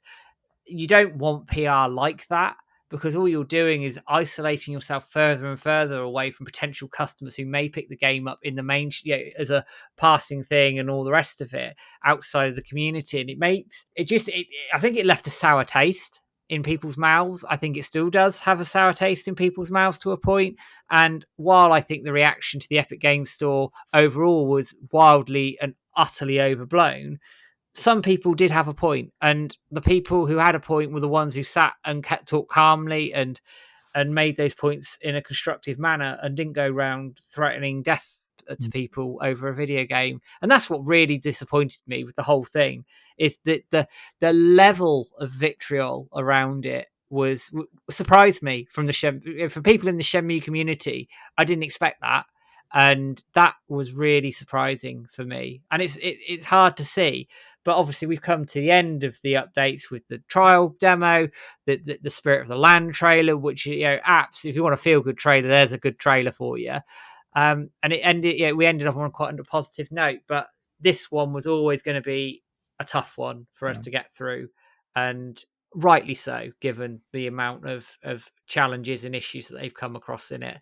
Some good, and they handled well. Others handled rather poorly, and they deserve the criticism for the way they handled those situations, in my view. Despite me being a generally quite positive and biased Shenmue fan, you can't not call that out for the way it was handled, because it was very, very bad. Yeah, exactly. So, guys, let us know how you feel about this. So, we're 5 years on from all this saga and what was actually occurred from the Kickstarter. So let us know your thoughts. Were people right to be annoyed, or was it all a bit blown out of proportion like me and Matt think back in the day? It'd be interesting to see what you guys think. So we're going to end the show with a piece of music. I mean, Matt, you usually do your spiel here. I think people know where to find us by now. So search Shenmue Dojo across the board. We're on bloody everywhere, aren't we? Twitter and all the different socials. You'll find us. Again, want to express gratitude to everyone who sent nice praise and positive messages for the Yu Suzuki interview. We're glad that went down quite well, because there was concerns that might have been blown out of proportion as well, with they're not actually working on Shenmue 4 currently, but overall people seemed to take that news quite positively, actually, which was nice to see. They did. It was very, very refreshing to see, because we discussed privately how that might come across, and 99% of the reaction to it's been really positive. And as I said at the top of the show, I think it's rejuvenated a portion of the community, and it's a really good opportunity now for us to push forward as a community, as one voice, to get Shenmue 4 out there and Shenmue finished, which probably leads me into the spiel around the tweetathon. If you haven't done it before, guys, 4th of every month over on, they call it X, but it will always be Twitter to me. Hashtag Let's Get Shenmue 4, hashtag Shenmue Anime 2. 4th of every month, we will be pushing until we get Shenmue 4, Shenmue 5, and this thing completely finished.